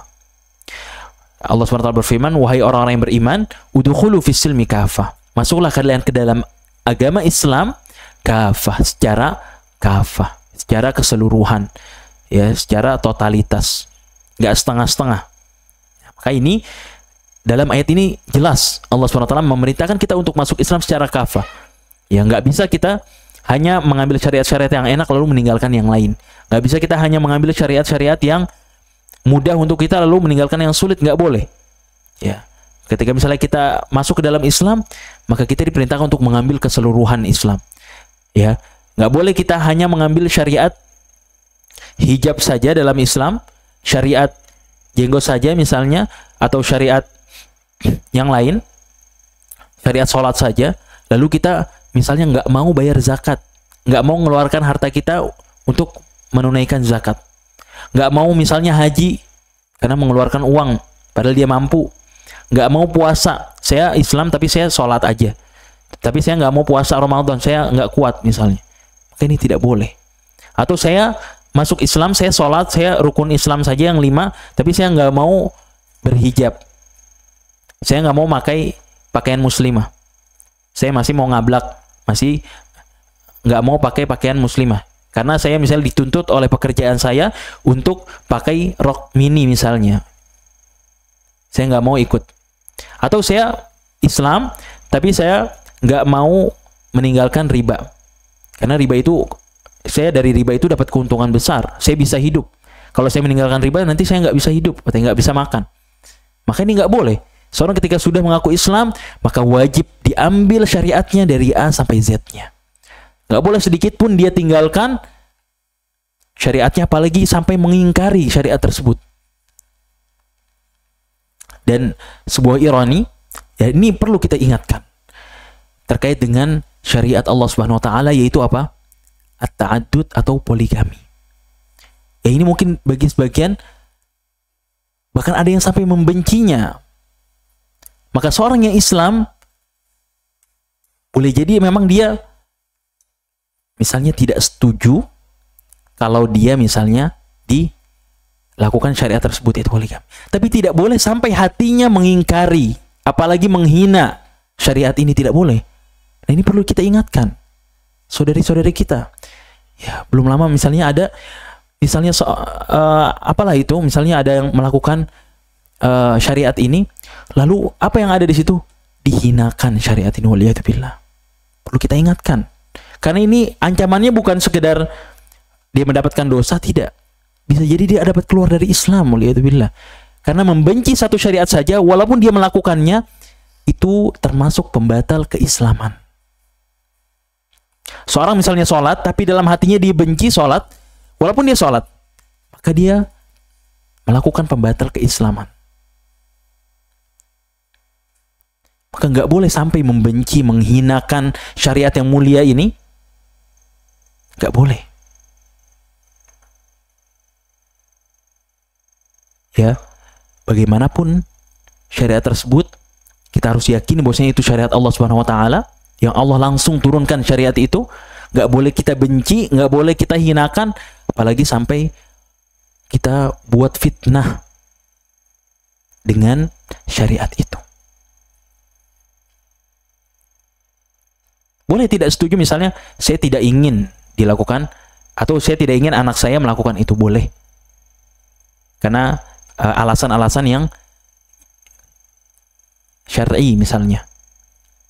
Ada yang membencinya, lalu mengembor-gemborkan dengan fitnah yang tidak benar terhadap syariat yang mulia ini. Karena banyak pada hari ini orang-orang liberal, orang-orang di luar Islam itu menghinakan syariat ini. Dan mereka lebih setuju orang itu berzina, seorang pacaran, seorang melakukan hal-hal yang tidak disyariatkan. Mereka gembor-gemborkan itu. Mereka menggembor-gemborkan apa? Seks bebas. Adapun poligami, jangan. Mereka hinakan, mereka rendah-rendahkan. Maka ini pengingat untuk diri kami pribadi dan untuk seluruh para kaum muslimin dan muslimat sekalian. Ini perkara bukan perkara yang remeh, perkara yang besar. Boleh jadi kita menganggap itu biasa, atau kita dengar dari saudari kita hal-hal yang semacam ini, harus perlu kita ingatkan. Nggak boleh kita benci syariat ini, nggak boleh kita hinakan syariat ini. Apalagi sampai menjelek-jelekan orang yang melakukannya, memperburuk citra mereka. Alhamdulillah, padahal mereka di sini sedang melakukan syariat Allah Subhanahu wa taala dan apa? Dan tidak ada pelanggaran syariat. Maka kita tanyakan diri kita, boleh jadi alhamdulillah kita lebih menormalisasi pacaran, naudzubillah min dzalik, atau seks bebas yang lainnya. Jangan sampai kita seperti itu. Biarkan mereka, orang-orang yang di luar Islam, orang liberal, orang yang berpemikiran sesat, berpemikiran seperti itu, biarkan. Adapun kita jangan sampai. Adapun kita jangan sampai. Demi Allah, ini bukan untuk kita sama sekali misalnya menghinakan siapapun, tidak. Ini sebagai pengingat untuk kita. Boleh jadi kita tidak sadar melakukan hal tersebut. Dan secara keseluruhan, seluruh syariat, apakah itu riba, apakah itu minum khamr, apakah itu judi, harus kita ingatkan. Dan nggak boleh kita misalnya kalau nggak ada riba, gimana kita mau sukses, gimana mau kita mau kaya, lalu kita hinakan syariat larangan riba ini. Nah, ini nggak boleh. Nah, inilah gunanya kita mempelajari bab-bab yang dibawakan oleh penulis rahimahullah dalam kitab ini, agar kita benar-benar mengetahui hakikat dari Islam, hakikat dari berpegang teguh kepada Islam. Apa saja hal yang dapat membuat kita keluar dari Islam. Ini perlu kita ketahui dan perlu kita pelajari. Jangan sampai hawa nafsu kita mengalahkan syariat. Kebawa emosi, kebawa perasaan, akhirnya apa? Nggak sadar lisannya atau jempolnya ngetik hal-hal yang dimurkai oleh Allah, yang tanpa sadar mengeluarkannya dari Islam. Kalau kita sadar, maka taubat, kita kembali, lalu kita hapus apa yang kita tulis, apa yang sudah kita ucapkan, kita berusaha untuk ya bertaubat kepada Allah dan meminta maaf kepada yang bersangkutan. Ini bukan hal yang mudah, bukan hal yang remeh. Ini berkaitan dengan syariat Allah Subhanahu wa taala. Nah, maka perintah Allah di ayat ini adalah agar kita masuk ke dalam Islam secara kafah, secara keseluruhan. Nggak mengambil sebagian dan meninggalkan sebagian yang lain. Nah, itu sebuah ayat yang sangat jelas yang mengingatkan kita untuk berpegang teguh pada Islam dan tidak mengambil yang lain. Nah, ini juga mengingatkan kita untuk tidak mengambil syariat lain, baik itu yang belum pernah diajarkan oleh Rasulullah SAW berupa kebid'ahan, atau lebih dari itu mengambil agama lain sebagai agama. Karena di sini kita diperintah untuk masuk ke dalam Islam secara keseluruhan. Gak boleh seorang masuk setengah-setengah. Saya Islam, setengah Kristen misalnya. Nggak bisa, nggak boleh. Ya, atau dia mengaku Islam, saya Islam, tapi saya melakukan perkara-perkara yang belum pernah diajarkan oleh Rasulullah SAW, yang belum pernah diajarkan. Maka ini tidak boleh juga. Dia harus kafah, hanya mencukupkan diri masuk ke dalam Islam secara totalitas dengan apa yang diajarkan oleh Allah dan Rasulnya. Kemudian di ayat selanjutnya kata Allah Subhanahu wa taala, "Alam tara ilal ladzina yaz'umuna annahum amanu bima unzila ilaika wa ma unzila min qablik." Ya, al-ayah, yaitu firman Allah Subhanahu wa taala dalam surat An-Nisa ayat 60.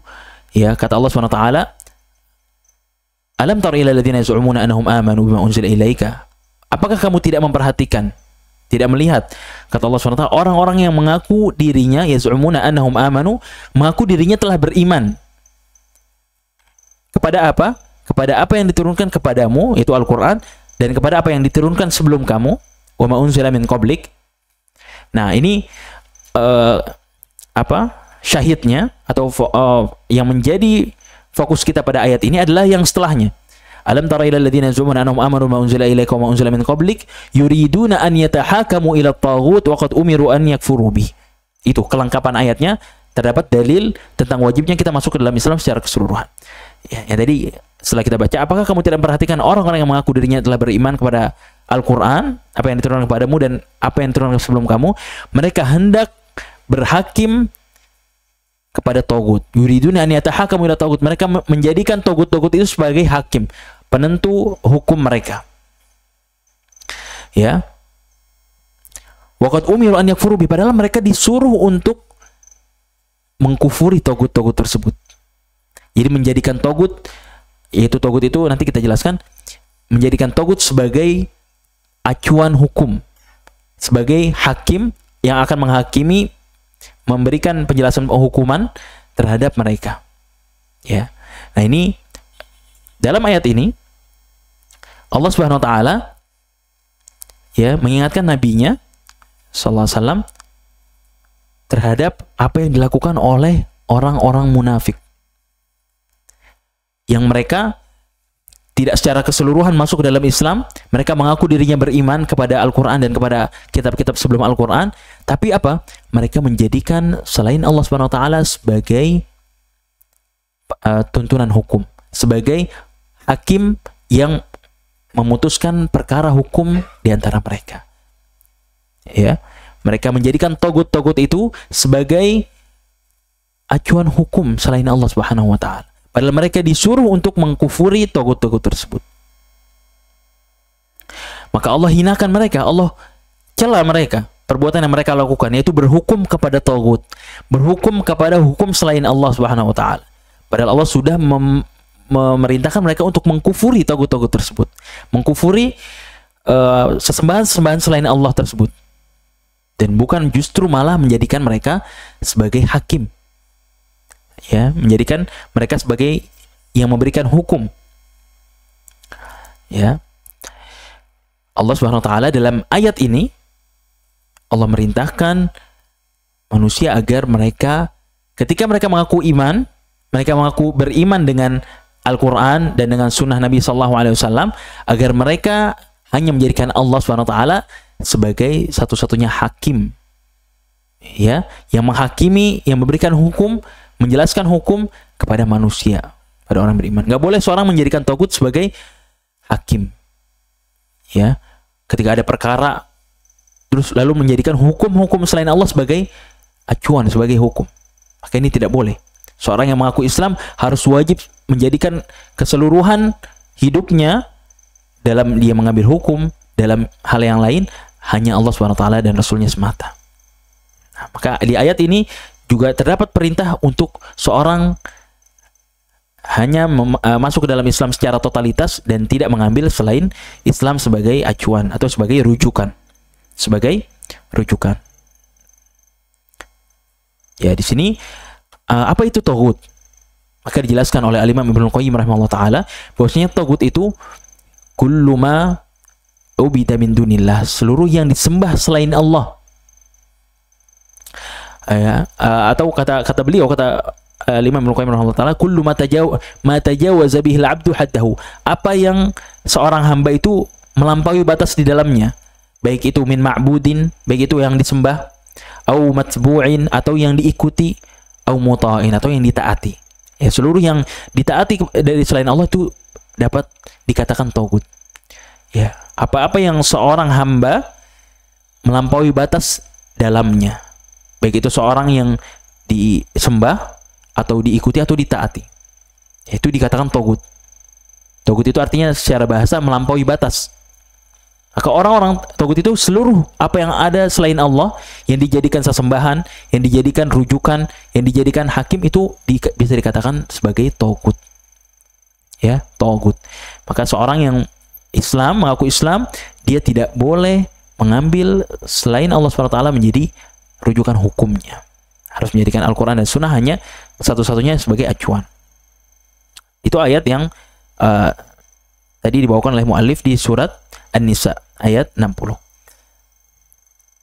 Seorang wajib masuk ke dalam Islam secara keseluruhan dan tidak boleh mengambil yang selainnya. Kemudian setelahnya, dalil yang ketiga kata Allah Subhanahu wa taala yang dibawakan oleh penulis rahimahullah taala, innal ladzina farraqu dinahum wa kanu syi'a lasta minhum fi syai'.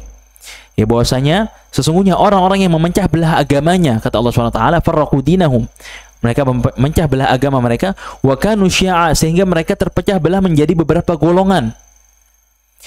Kata Allah Subhanahu wa taala, lasta minhum fi syai', tidak ada sedikit pun tanggung jawabmu terhadap mereka. Di surat Al-An'am ayat 159. Nah, di surat Al-An'am ayat 159. Nah, di sini muallif penulis rahimahullah taala membawakan ayat ini ya untuk mengingatkan tentang mereka yang memecah belah dalam agama mereka dan membuat kelompok-kelompok dalam agama mereka, ya, yang itu menunjukkan bahwasanya mereka belum masuk ke dalam Islam secara kafah. Kenapa? Karena berarti ketika mereka berkelompok-kelompok, mereka menjadikan selain Al-Quran, mereka telah menjadikan Al-Quran, selain Al-Quran sebagai rujukan, sehingga membuat mereka berpecah belah dan menjadi golongan-golongan yang itu membuat mereka tidak berpegang teguh kepada agama mereka, kepada Islam. Nah, maka orang-orang yang memecah belah di dalam agama mereka, memecah belah agama mereka dan berkelompok-kelompok, mereka bukan berada di atas jalan Nabi SAW. Yang mana Nabi SAW diutus dengan cara tersebut, dengan thariqah atau cara tersebut. Dan Rasulullah SAW berlepas diri dari kelompok-kelompok itu. Ya, berlepas diri dari kelompok-kelompok itu. Maka di sini menunjukkan bahwasanya perbuatan ini diharamkan. Nggak boleh seorang berpecah belah dalam agamanya. Tadi termasuk pembahasan yang sebelumnya. Nggak boleh seorang menisbatkan diri kepada selain Islam sehingga membuat kelompok-kelompok dan golongan-golongan yang itu membuat mereka terpecah belah dan tidak lagi berpegang teguh dengan keislaman mereka, nama yang Allah berikan kepada mereka. Ya, seorang harus wajib masuk ke dalam Islam secara keseluruhan dan nggak boleh mengambil selainnya. Lalu disebutkan qala Ibnu Abbas radhiyallahu anhuma, ya, perkataan Ibnu Abbas tatkala menjelaskan firman Allah ini, kata Al-Imam Ibnu Abbas radhiyallahu anhu, seorang sahabat mulia itu Ibnu Abbas, dalam sebuah ayat Allah SWT, yauma tabyaddu wujuh wa taswaddu wujuh, pada hari di mana wajah-wajah putih, ada yang wajah-wajah ada yang memutih, ada wajah-wajah yang menghitam, wa taswaddu wujuh. Maka dijelaskan oleh Ibnu Abbas radhiyallahu anhuma bahwasanya tabyaddu wujuhu ahli sunnati wal i'tilaf wa taswaddu wujuhu ahli bid'ah wal ikhtilaf. Bahwasanya pada hari kiamat nanti akan memutih wajah ahli sunnah. Wajah-wajah ahli sunnah itu akan memutih, dan ahli sunnah wal i'tilaf dan orang-orang yang senantiasa bersatu, itu wajah-wajah mereka akan putih. Wa taswaddu wujuhu ahli bid'ah wal ikhtilaf, dan akan menghitam wajah siapa? Orang-orang ahli bid'ah dan yang senantiasa menyeru kepada perpecahan. Maka di sini di ayat Allah Subhanahu wa taala ini menunjukkan kepada kita tentang keutamaan seorang ketika dia berpegang teguh kepada sunnah, kepada ajaran agamanya. Ya, dan senantiasa bersatu, enggak berkelompok-kelompok, enggak membuat kelompok-kelompok baru atau penisbatan baru. Bosnya mereka itu pada hari kiamat nanti disebutkan oleh Ibnu Abbas radhiyallahu anhu, seorang mufassir, seorang penafsir yang didoakan oleh Nabi sallallahu alaihi wasallam, bahwasanya mereka itu akan memutih wajah-wajah mereka. Ya. Sebaliknya orang yang menyelisih perintah Nabi Shallallahu Alaihi Wasallam, yang tidak mengikuti Nabi SAW, namun justru malah membuat kelompok-kelompok berpecah belah, membuat kelompok-kelompok baru, sempalan-sempalan pemikiran-pemikiran yang tidak pernah dicontohkan oleh Nabi SAW, maka mereka akan menghitam wajahnya. Ya, yang mereka membuat tidak lagi orang itu berpegang teguh pada agamanya, tapi justru loyalitasnya kepada kelompok-kelompoknya, nggak lagi kepada Islam yang Allah berikan kepada mereka, tapi justru meninggikan kelompok-kelompoknya, menghina-hinakan kelompok yang lain yang tidak bersama mereka. Bahkan sebagian mereka yang berpecah belah itu apa? Menjadikan barometer seorang masuk surga itu ketika berada di kelompok mereka. Waliyadzubillah, ini sebuah kesesatan, sebuah penyimpangan. Tatkala seorang mengatakan kalau bukan dari kelompok saya maka akan masuk neraka, padahal sama-sama Islam. Ini tidak dibolehkan, dan ini menunjukkan bahwasanya kita itu wajib masuk Islam secara keseluruhan kafah, nggak mengambil perkara-perkara baru yang belum pernah diajarkan oleh agama kita, oleh agama Islam. Lalu selanjutnya dibawakan hadis-hadis dari Nabi Shallallahu Alaihi Wasallam terkait dengan perpecahan umat, yang kata dalam hadis yang panjang ini, mungkin kita tidak baca hadisnya, intinya ya mungkin nanti bisa dibaca hadis yang dibawakan oleh Rasulullah SAW, yang mana di sini didhaifkan, ya, sanadnya didhaifkan hadis ini oleh para ulama, ya, tapi ada hadis yang semakna dengannya, intinya ini hadis yang di dalamnya ada tentang perpecahan. Ya, yang ada hadis yang sahih, yaitu yang kata Nabi SAW, iftaraqatil yahudu ala 71 firqah. Yahudi itu terpecah belah menjadi berapa? 71. Waftaraqatin nasara ala 72 firqah. Nasara itu terpecah belah menjadi 72.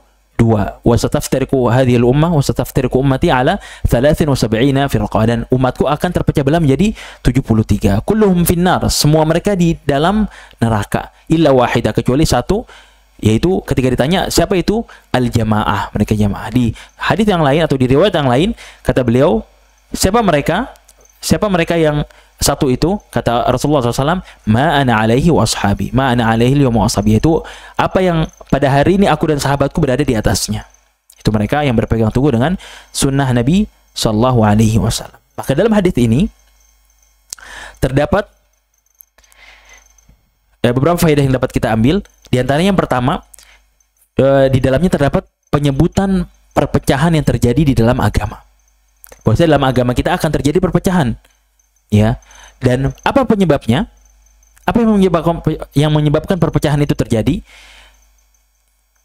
Penyebabnya adalah tadi di bagian hadis yang terakhir, tadi yang dibawakan oleh Nabi SAW, ma ana alaihi washabi. Ketika mereka yang satu ini selamat karena sebab mengikuti Nabi SAW dan para sahabatnya, maka ini menunjukkan bahwasanya mereka yang berpecah belah jadi 73 ini, apa yang menyebabkan mereka berpecah belah? Jawabannya karena mereka tidak mengikuti Nabi SAW dan para sahabatnya. Mereka mengambil sebagian dan meninggalkan yang lainnya. Ya, tidak kafah dalam mengambil agama Islam. Tidak kafah, tidak menyeluruh dalam mengambil Islam sebagai agama. Sehingga mereka berpecah belah. Dan ini ada ancamannya. Kata Rasulullah SAW, seluruhnya di neraka. Ya, kecuali satu ini yang selamat. Maka yang selamat ini disebutkan bahwasanya mereka adalah yang mengikuti Rasulullah SAW dan para sahabatnya. Mereka yang totalitas dalam mengikuti agama mereka hanya menjadikan Islam dan tuntunan dari Nabi SAW sebagai tuntunan, sebagai agama. Sehingga mereka akan menjadi golongan yang selamat, yang dijamin ya tidak akan masuk ke dalam neraka. Ya, yang dijamin bahwasanya mereka akan selamat dari masuk ke dalam neraka, dan selamat dari sebelumnya adalah kesesatan, dari menyimpang dari jalan yang benar, dari jalan Islam. Kemudian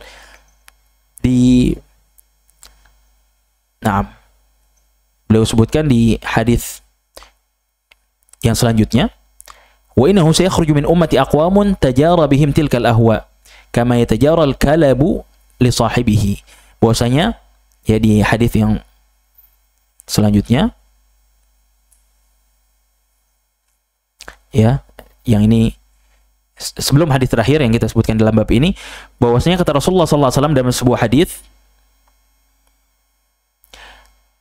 bahwasanya akan wa innahu sayakhruju min ummati aqwam, bahwasanya pada hari kiamat nanti akan bahwasanya nanti akan keluar min ummati aqwamun, akan keluar dari umatku kaum-kaum, kata Rasulullah SAW, tajara bihim tilkal ahwa, yang mereka senantiasa mengikuti hawa nafsu, ya, kama yatajara al-kalabu li sahibi, seperti anjing yang mengikuti tuannya, ya, kama yatajara al-kalabu li sahibihi, atau seperti orang, di riwayat lain atau di penyebutan lain maknanya adalah seperti orang yang terkena gigitan anjing rabies, atau seperti anjing yang gila, anjing rabies, ya.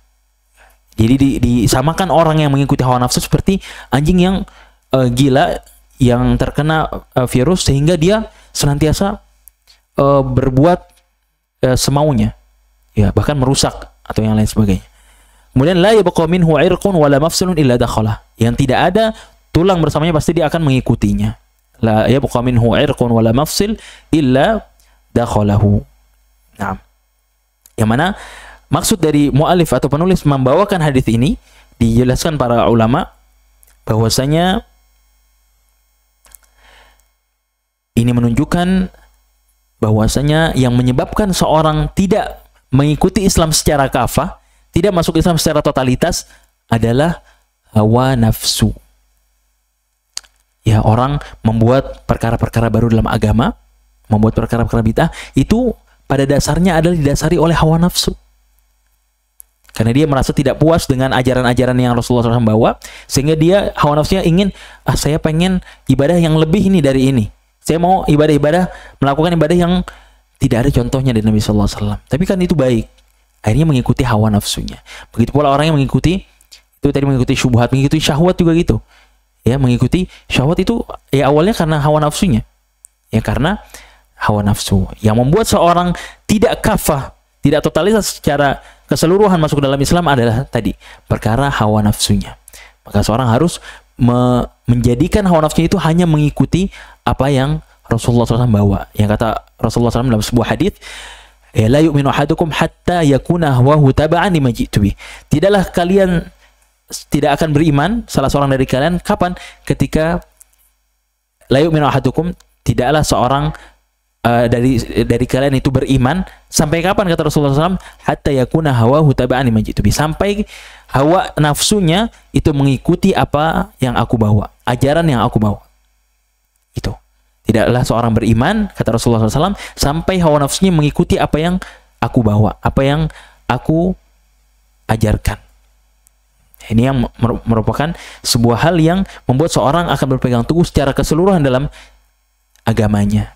Seorang tidak mengikuti hawa nafsunya, tapi hawa nafsunya yang ikut kepada syariat Allah SWT, kepada ajaran Allah dan Rasulnya SAW.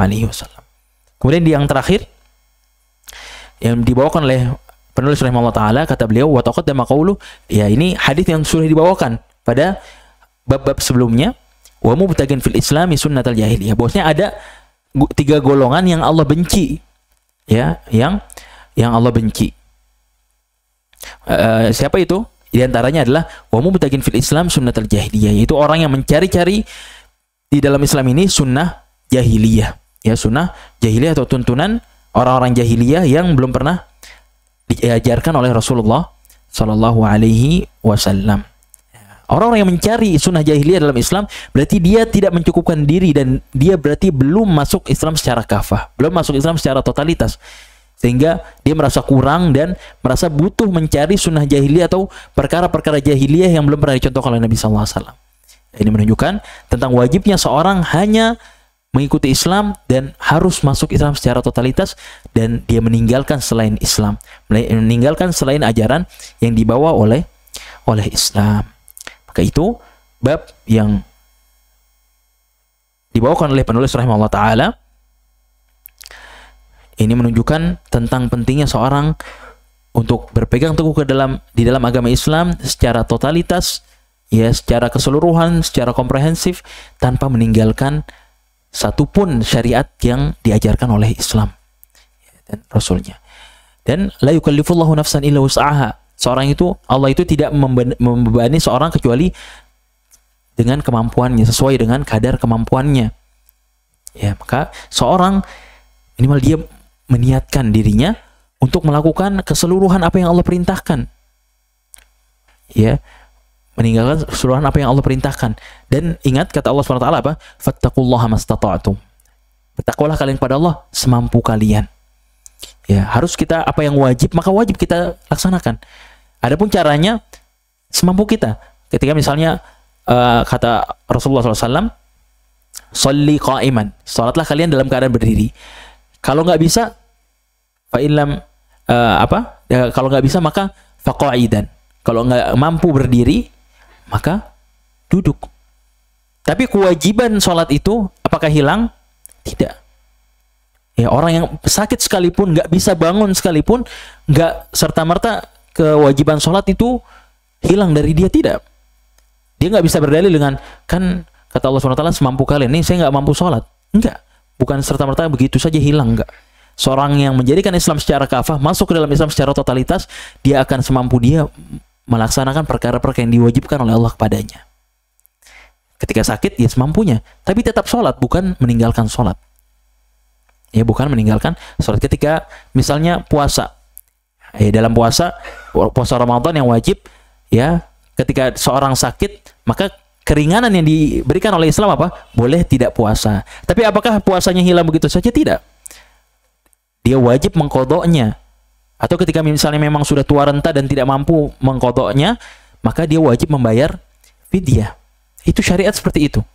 Bukan seorang bermudah-mudahan sehingga ada syariat-syariat yang tidak diambil oleh dia, yang dia tidak mengambil Islamnya secara totalitas sehingga membuat dia boleh jadi keluar dari Islam, yaitu karena mengingkari atau membenci satu atau dua syariat yang ada di dalam Islam. Ya, semoga bab tadi dapat difahami dengan baik, ya, dan juga bab sebelumnya tentang hukum menisbatkan diri kepada selain Islam, dan yang bab yang ini adalah bahwasanya kita wajib untuk masuk Islam secara kafah. Semoga dua bab ini yang kita bawakan pada pagi hari ini bermanfaat untuk kita dan dapat kita fahami dengan benar sehingga kita dapat berpegang teguh pada Islam kita, dan nantinya Allah Subhanahu wa taala cabut nyawa kita dalam keadaan Islam, dalam keadaan kita berpegang teguh kepada Islam, ya. Amin ya rabbal alamin. Insyaallah kita bertemu lagi pada pertemuan selanjutnya, ya, di pertemuan yang ke-8. Semoga Allah berikan kemudahan dan taufik kepada kita. Allah berikan kita keistiqomahan. Allah berikan karuniakan kita ilmu yang bermanfaat, dan Allah jauhkan kita dari ilmu yang tidak bermanfaat. Aku qouli hadza wa astaghfirullah li wa lakum. Kita tutup dengan doa kafaratul majlis. Subhanakallahumma wa bihamdika asyhadu an la ilaha illa anta astaghfiruka wa atubu ilaik. Wassallallahu ala nabiyyina Muhammad wa ala alihi wa sahbihi ajma'in. Assalamualaikum warahmatullahi wabarakatuh. جزاكم الله خيرا.